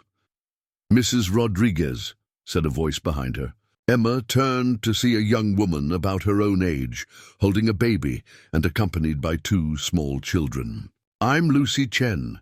My husband owns the supply store in Granite Creek, about 60 miles northeast. We heard your story from a traveling merchant." Emma was puzzled. "I appreciate your support, Mrs. Chen, but Granite Creek is quite far from here." "You didn't need to make such a difficult journey." Lucy's expression grew serious. "Yes, I did. 3 years ago, my husband and I were facing our own debt problems. We were about to lose everything when neighbors we barely knew came together to help us. They said the frontier was too hard for families to face alone, that we had to take care of each other." She paused, looking at the activity surrounding them. "Today we're passing that kindness forward." The story resonated with others in the crowd, and Emma began to hear similar accounts of frontier families helping each other through impossible circumstances. These weren't random acts of charity. They were part of a cultural pattern that prioritized community survival over individual advantage. Her children had become symbols of a broader principle, that frontier communities would protect their most vulnerable members. Colonel Fletcher had been listening to these exchanges with growing interest. "Folks, what you're describing sounds like an organized civilian network that could provide intelligence and support for our official investigation. If you're willing to coordinate with military authorities." "We're willing," Samuel Brennan answered immediately. "But we do this our way, through our own people. Government help is welcome, but we don't wait for permission to protect children." Daniel stepped forward, his voice carrying across the assembled crowd. "I want everyone to understand what we're facing. The Millbrook Textile Company doesn't just steal wages and manipulate debts. They've murdered at least 1 man that we know of, and they're willing to destroy children's lives to protect their secrets. Anyone who helps us is taking real risks." "We know the risks," Martha Brennan replied firmly. "My Samuel fought at Bull Run and Antietam. I've faced down wolves, blizzards, and corporate land grabbers. A textile company doesn't scare us." The sentiment was echoed throughout the crowd. These were people who'd survived frontier hardships that would have broken city dwellers. They understood danger, but they also understood that some fights couldn't be avoided if communities were going to remain decent places to raise children. Over the next several hours, the impromptu gathering transformed into a sophisticated operation. Center. The widow Peterson's trading post connections provided intelligence about which institutions had received unexpected transfers in recent days. The Brennans' mining contacts reported suspicious activity at a company-owned work camp in Colorado. The Hendersons' family letters revealed that a German-speaking orphanage in Wyoming had suddenly acquired several new children. Emma watched this civilian intelligence network unfold with amazement and growing hope. What would have taken military investigators' weeks to discover was being revealed in hours through the informal connections these families had built over years of frontier life. "Mrs. Rodriguez," Colonel Fletcher said quietly, pulling her aside as the planning continued around them. "I've been in the army for 25 years, and I've never seen anything like this. These people are mobilizing resources that would make federal agencies jealous." "They're not doing it for the government," Emma replied, understanding something important about frontier communities. "They're doing it because children need help, and that's enough reason for them." The breakthrough came when young Billy Henderson, who'd been playing with other children while the adults planned, approached his father with important news. "Papa, I remember something. When we visited Uncle Klaus in Wyoming last summer, there was a new building at the orphanage. The lady there said they were expanding because they expected more children from Montana." Jacob Henderson's eyes sharpened with interest. "Billy, what else did you hear?" The lady was angry about it. She said Montana authorities were sending children without proper papers, making it hard for families to find them later. Billy paused, remembering more details. She said it wasn't right to separate families like that. Emma felt her heart leap. Wyoming. They sent some of the children to Wyoming. Colonel Fletcher was already moving toward his maps. "If we can identify the specific facility, we can get there within 2 days. But Mrs. Rodriguez, you need to understand, even if we find them, legal custody will be complicated. The children were transferred under territorial authority. Then we make our own authority," Daniel said firmly. "I'm petitioning for emergency adoption under territorial law, with character witnesses from established families throughout this region and military support for the expedition. We can challenge any custody decision." Samuel Brennan nodded approvingly. "Dan's right. Out here, community support matters more than bureaucratic procedures. If enough respectable families vouch for someone's character, territorial judges listen." Emma looked around at the faces surrounding her, weathered, determined people who'd chosen to make her fight their own. These weren't strangers anymore. They were neighbors, in the truest frontier sense, bound together by shared values and mutual commitment to protecting the vulnerable. "I need to ask something of all of you," she said, her voice carrying clearly across the assembled crowd. "If we do this, if we challenge the company and the territorial authorities, there will be consequences. They'll try to divide us, turn us against each other, make us pay for interfering with their plans." "Let them try," Widow Peterson spoke up. "I've been fighting corporate bullies since before some of these children were born. The secret is not fighting alone."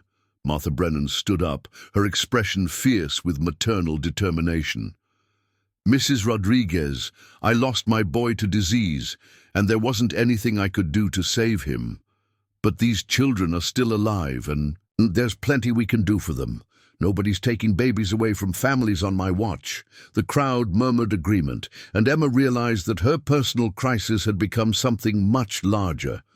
A test of whether frontier communities would stand together against institutional power that threatened their most fundamental values. The children had become symbols of everything these families were fighting to preserve in an increasingly complicated world. As the sun began to set over the Bitterroot Valley, casting long shadows across the assembled wagons and determined faces, Emma felt something she hadn't experienced since childhood, the absolute certainty that she belonged to a community that would fight for her, not because they owed her anything, but because protecting children was simply what decent people did. Tomorrow would bring the dangerous journey to track down her scattered family, but tonight she was surrounded by allies who'd chosen courage over safety, community over convenience. The lonely rancher who'd rescued her had given her more than legal protection. He'd introduced her to a way of life where no one faced impossible odds alone. The storm they were about to unleash would test every relationship and challenge every assumption about power and justice in the territories. But Emma no longer feared that storm, because she knew she wouldn't face it alone. The Wyoming expedition departed at first light with 37 riders, a combination of military personnel, frontier families, and civilian volunteers that represented the largest coordinated rescue operation in territorial history. Emma rode beside Daniel at the head of the column, her heart pounding with equal measures of hope and terror. After 18 days of separation, she was finally going to see her children again.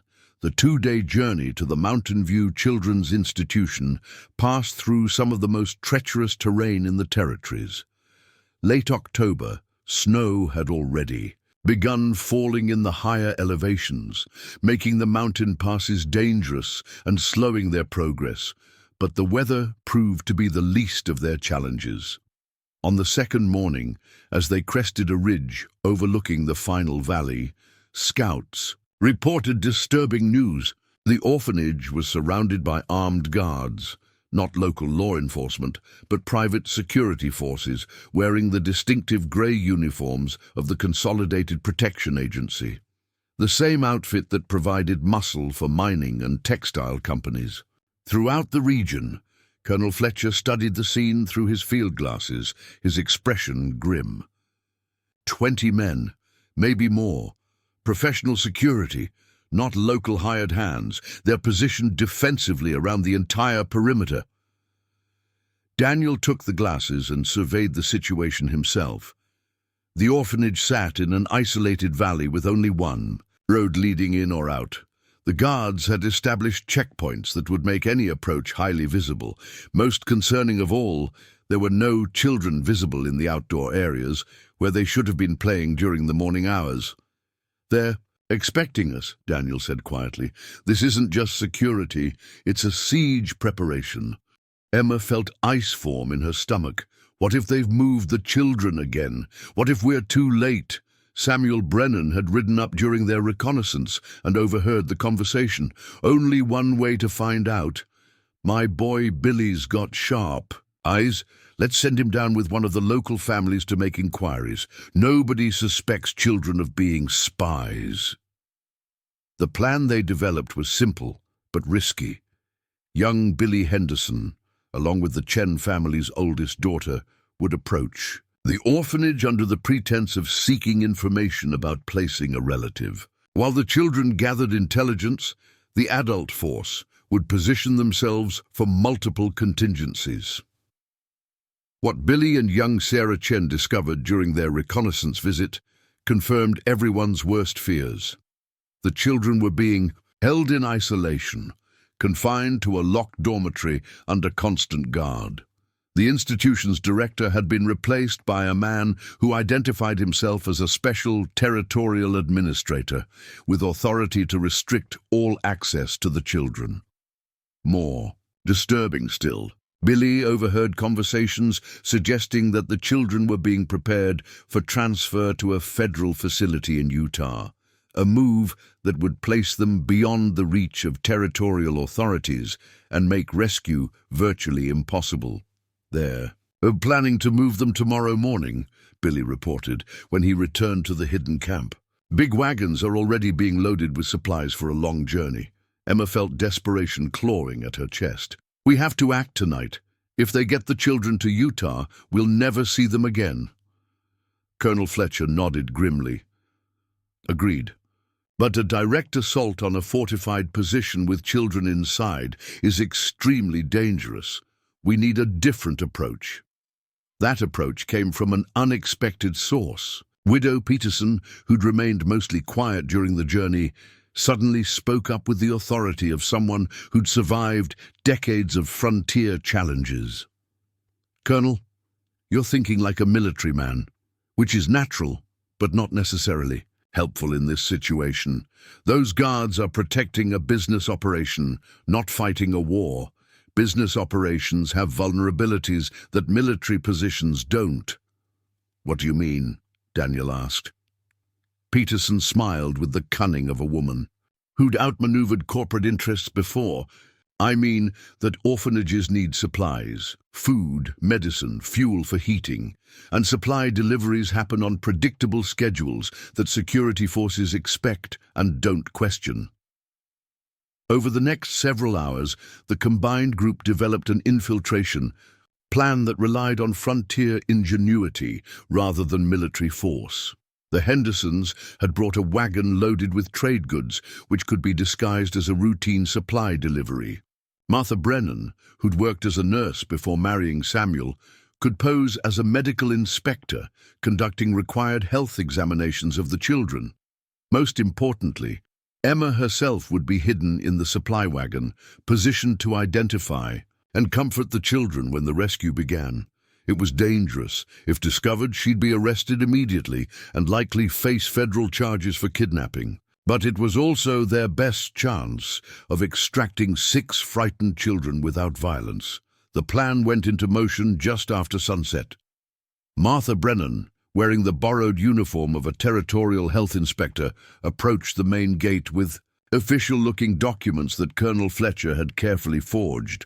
Her story was simple: routine examination of children who'd been transferred from Montana, required by territorial law to ensure proper care standards.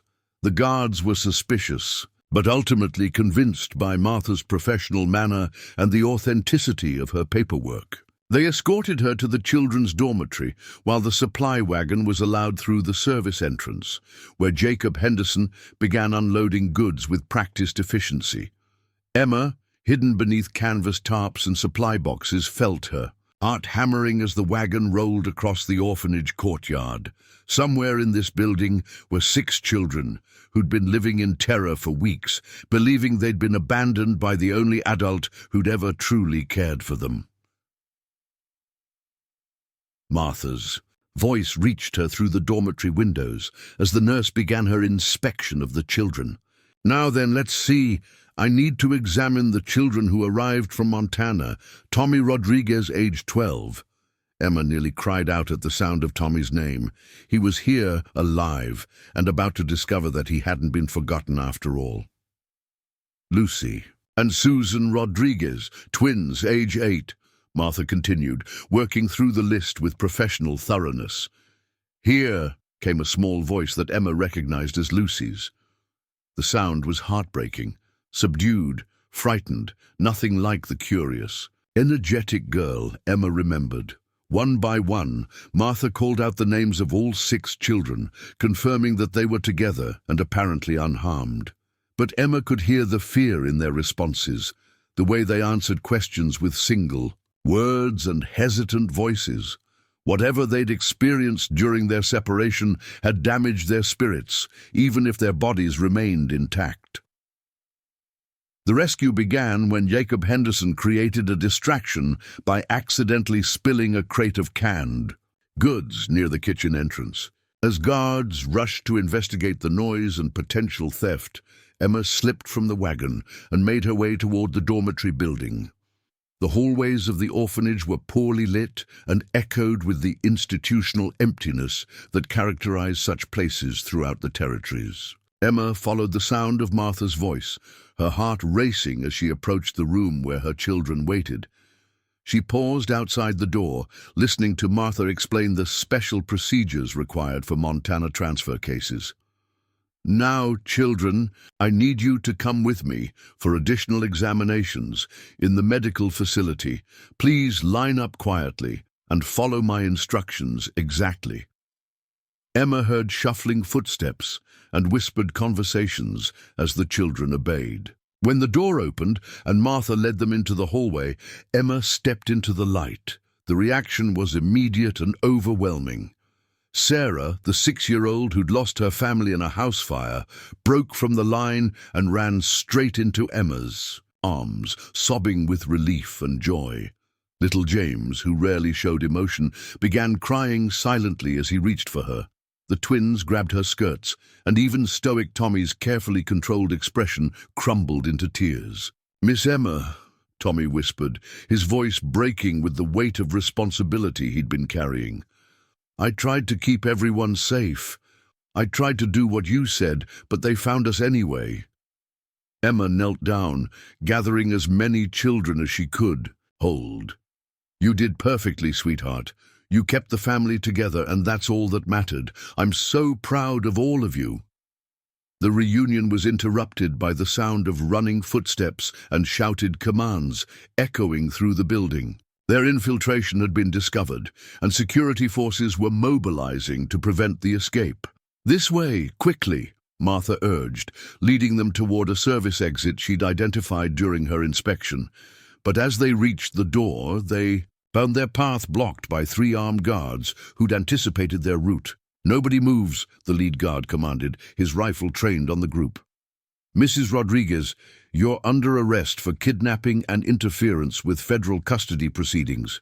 Emma stepped protectively in front of the children, her mind racing through limited options. They were trapped in a hallway with armed men blocking the only exit, and the sound of approaching reinforcements suggested that resistance would be futile. That's when the windows exploded inward. Daniel Cooper came through the glass like an avenging angel, followed immediately by Samuel Brennan and 2 of Colonel Fletcher's soldiers. The surprise assault caught the guards completely off balance, and within seconds the hallway erupted into chaotic combat. "Get the children out!" Daniel shouted as he grappled with the nearest guard. "Move!" Martha didn't hesitate, herding the children through the broken window while Emma helped boost them to safety. Outside, more members of their rescue force were engaged in running battles with security guards throughout the orphanage grounds. But as they reached the relative safety of the courtyard, Emma realized their troubles were far from over.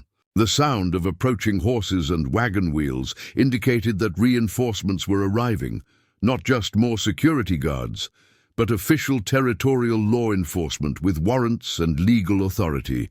"They're surrounding us," Colonel Fletcher reported as he appeared beside them, his uniform torn from fighting. "We have maybe 5 minutes before this becomes a federal incident with charges that could destroy everyone involved." Emma looked at the 6 children huddled around her, at Daniel, who was bleeding from cuts sustained during the window assault, at the frontier families who'd risked everything to help rescue children they'd never met. All of these good people were about to face legal consequences that could ruin their lives, and it was her fault for asking more than anyone should have given. "Colonel," she said quietly, "I need you to take the children and go. Let me surrender to the authorities. I'll tell them I acted alone, that everyone else was trying to stop me." "Like hell," Daniel said immediately. "We started this together, and we'll finish it together." Martha Brennan nodded firmly. "Those children need their family intact. Whatever happens, we face it as a community." As the sound of approaching law enforcement grew louder and security guards closed in from multiple directions, Emma realized that their confrontation was about to become something much larger than a simple rescue mission. The choices made in the next few minutes would determine not just the fate of 6 orphaned children, but the future of frontier communities' right to protect their most vulnerable members. The climactic moment had arrived, and everything they'd fought for hung in the balance. The arrival of federal marshals and territorial law enforcement transformed the orphanage courtyard into a tense standoff that would be remembered for decades. Emma found herself at the center of a circle that included 37 civilian rescuers, 6 terrified children, and enough firepower to start a small war.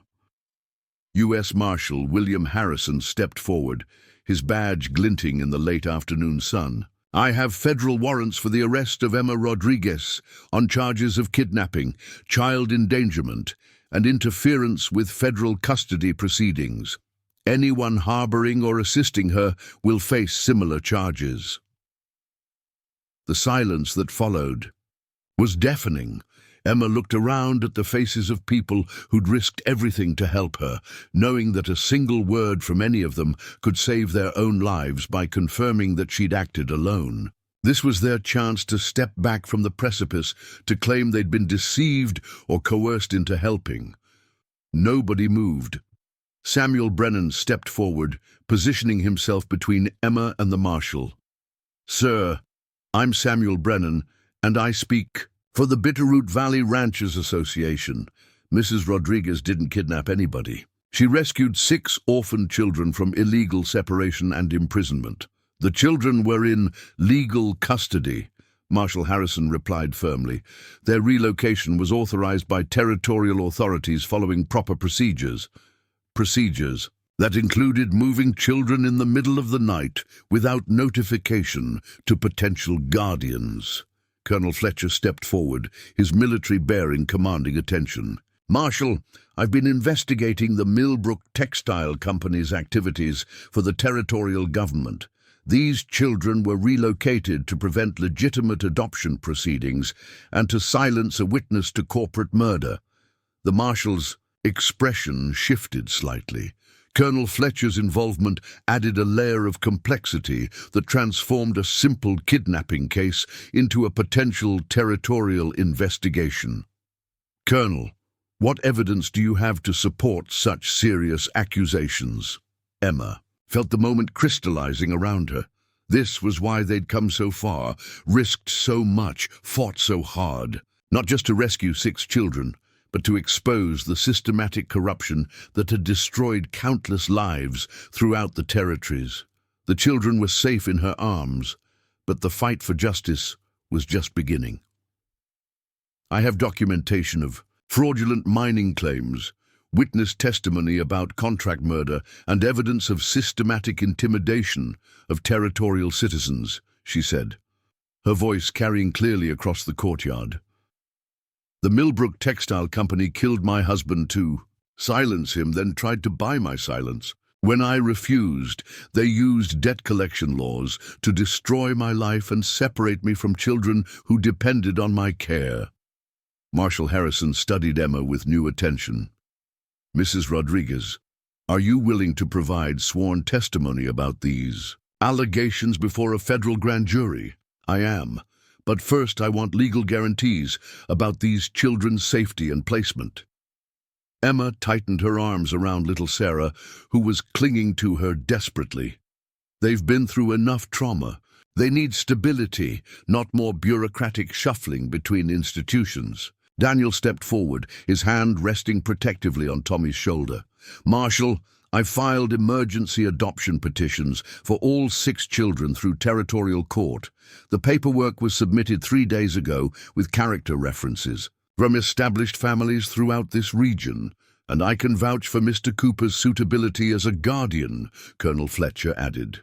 He served with distinction under my command during the war, and his ranch provides the kind of stable environment these children need. The Marshal was quiet for a long moment, clearly calculating the political implications of different courses of action. A federal investigation of corporate corruption would generate significant attention, especially if it involved the rescue of orphaned children from illegal detention.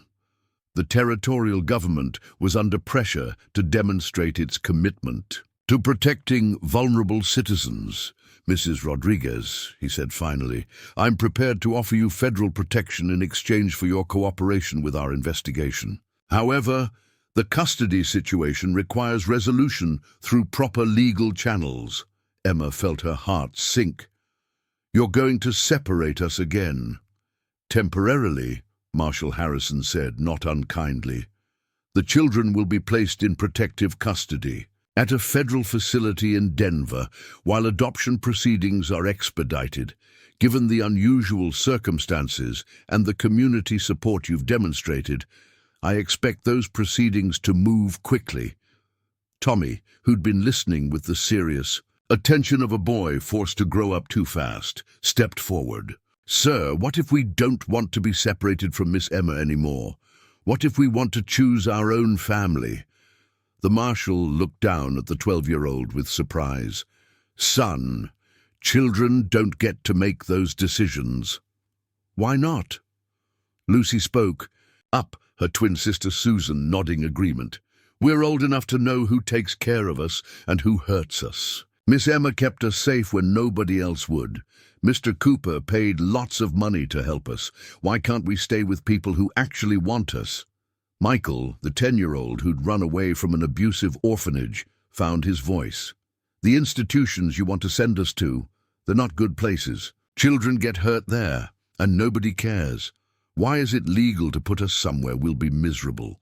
Even little James, who rarely spoke, managed to whisper, "Want to stay with Mama Emma."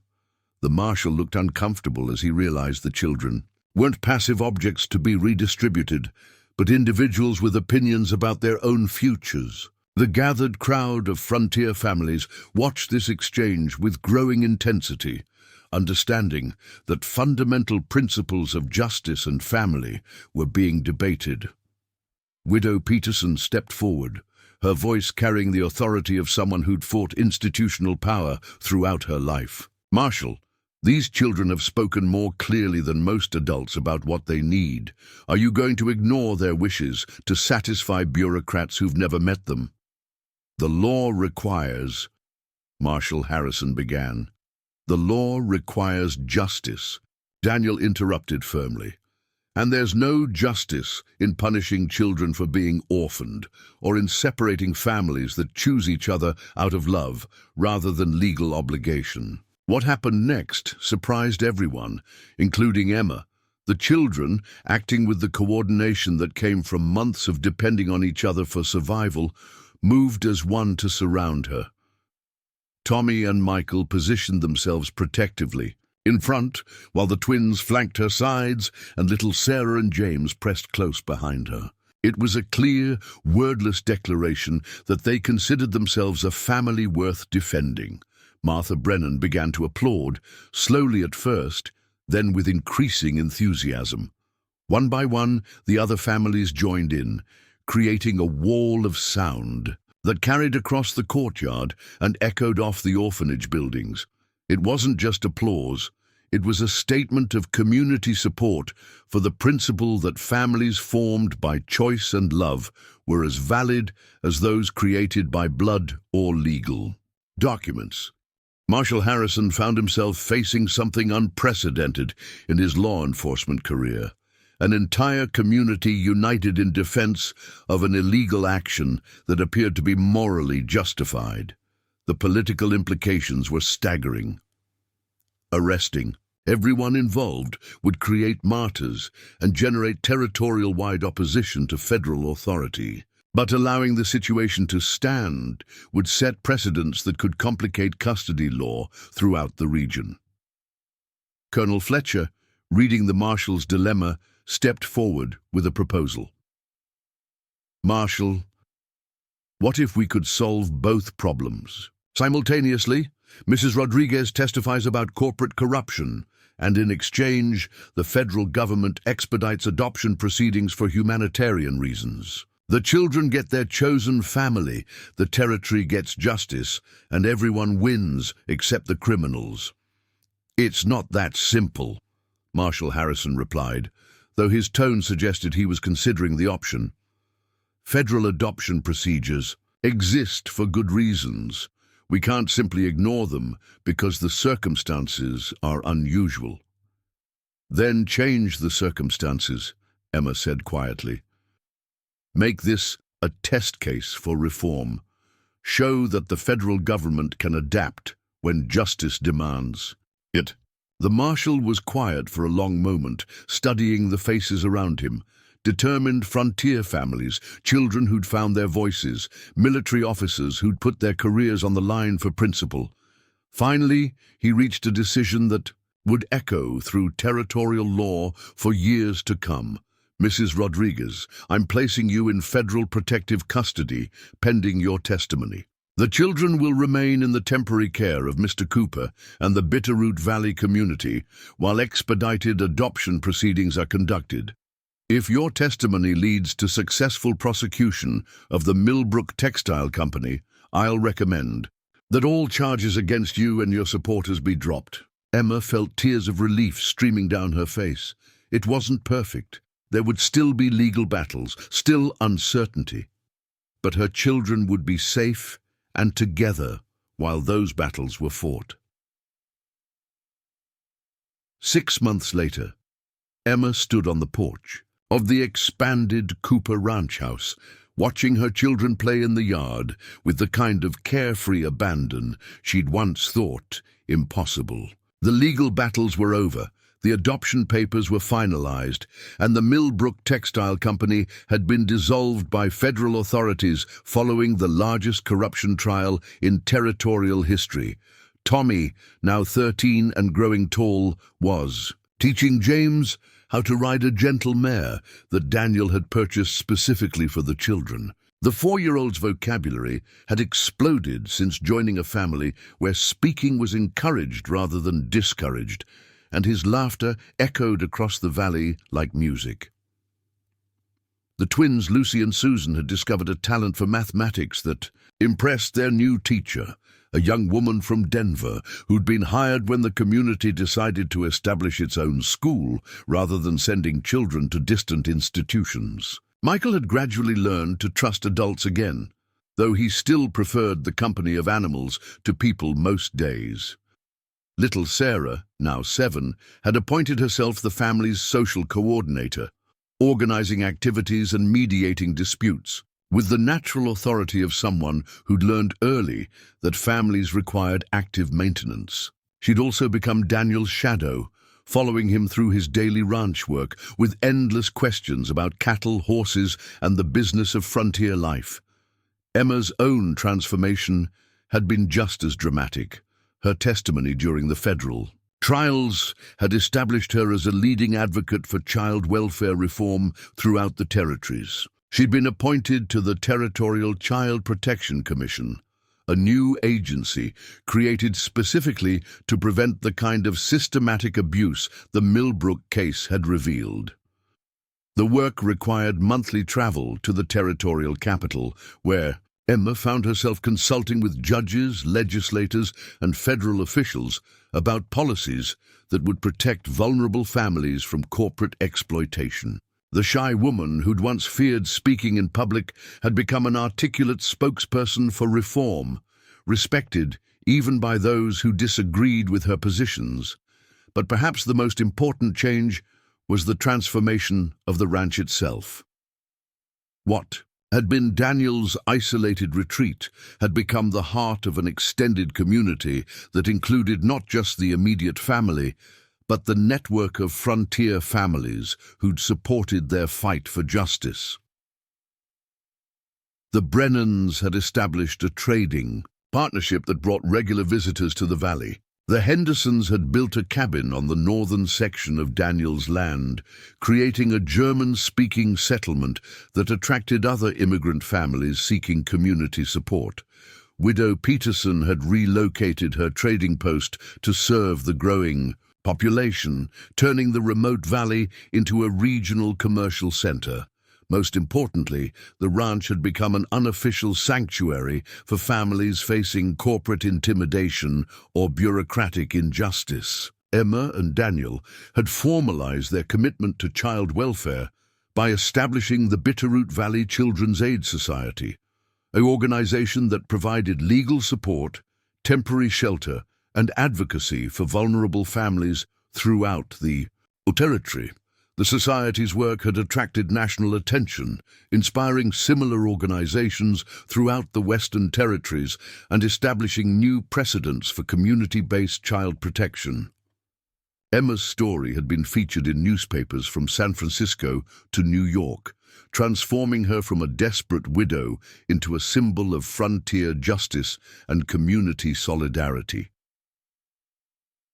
As autumn painted the valley in brilliant colors, Emma reflected on the incredible journey that had brought her family to this point. The auction platform in Millbrook seemed like something from another lifetime, a nightmare that had somehow transformed into the foundation for everything good in her current life.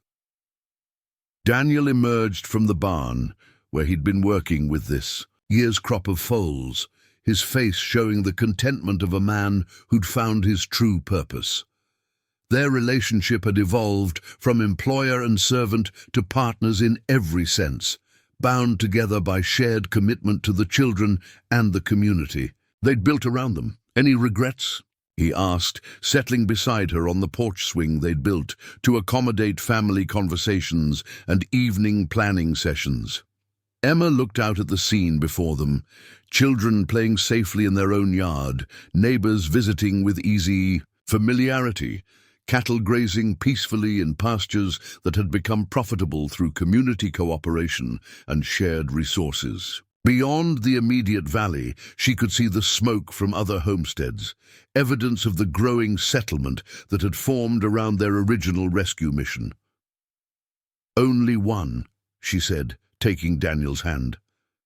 "I regret that it took so long to understand that home isn't a place you find. It's something you build with people who choose to stand with you when everything seems impossible." The Millbrook Textile Company executives had been sentenced to lengthy prison terms for fraud, conspiracy, and murder. The precedents established by Emma's case had led to territorial-wide reforms in debt collection, child custody, and corporate accountability. More than 40 families had been reunited through the advocacy work that grew out of their original crisis. But the most lasting impact was less tangible and more profound. The frontier communities throughout the territories had discovered that ordinary people could challenge institutional power when they stood together, that children deserved protection regardless of their legal status, and that families formed by choice and love were as valid as those created by traditional means. Emma's 6 children had grown into confident, capable young people who understood both their own worth and their responsibility to help others facing similar challenges. Tommy was already talking about studying law so he could continue the family's advocacy work. The twins planned to become teachers, inspired by their own positive educational experiences. Michael wanted to establish a ranch that would serve as a sanctuary for abandoned animals and children alike. As the sun set over the Bitterroot Valley, painting the sky in shades of gold and crimson, Emma realized that their story had become something larger than personal triumph. It had become proof that hope was stronger than despair, that communities could triumph over corporations when they acted with unified purpose, and that love really could conquer the forces that sought to divide and destroy families. The woman who'd been sold at auction had become a territorial hero. The man who'd paid for her freedom had found his own liberation in creating a family. The children who'd been scattered and hidden had grown up surrounded by a community that would fight to protect them. And in the end, that's what left not just the town, but the entire territory in tears, not of sadness but of overwhelming joy at witnessing proof that ordinary people could accomplish extraordinary things when they had the courage to stand together for justice. The legacy of their fight would echo through generations of children who would grow up free because a community had been brave enough to declare that some principles were worth any sacrifice. It was, as Widow Peterson would say at Emma and Daniel's wedding the following spring, exactly what the world needed more of: ordinary people doing extraordinary things for no better reason than because it was right. Their story had become legend, but more importantly, it had become a template for communities throughout the territories who faced their own battles against injustice. The children were safe, the family was whole, and the future looked brighter than Emma had ever dared to dream during those dark days on the auction platform. Sometimes, against all odds, the good guys really could win. Up next, you've got 2 more standout stories right on your screen. If this one hit the mark, you won't want to pass these up. Just click and check them out. And don't forget to like, subscribe, and turn on the notification bell so you don't miss any upload from us.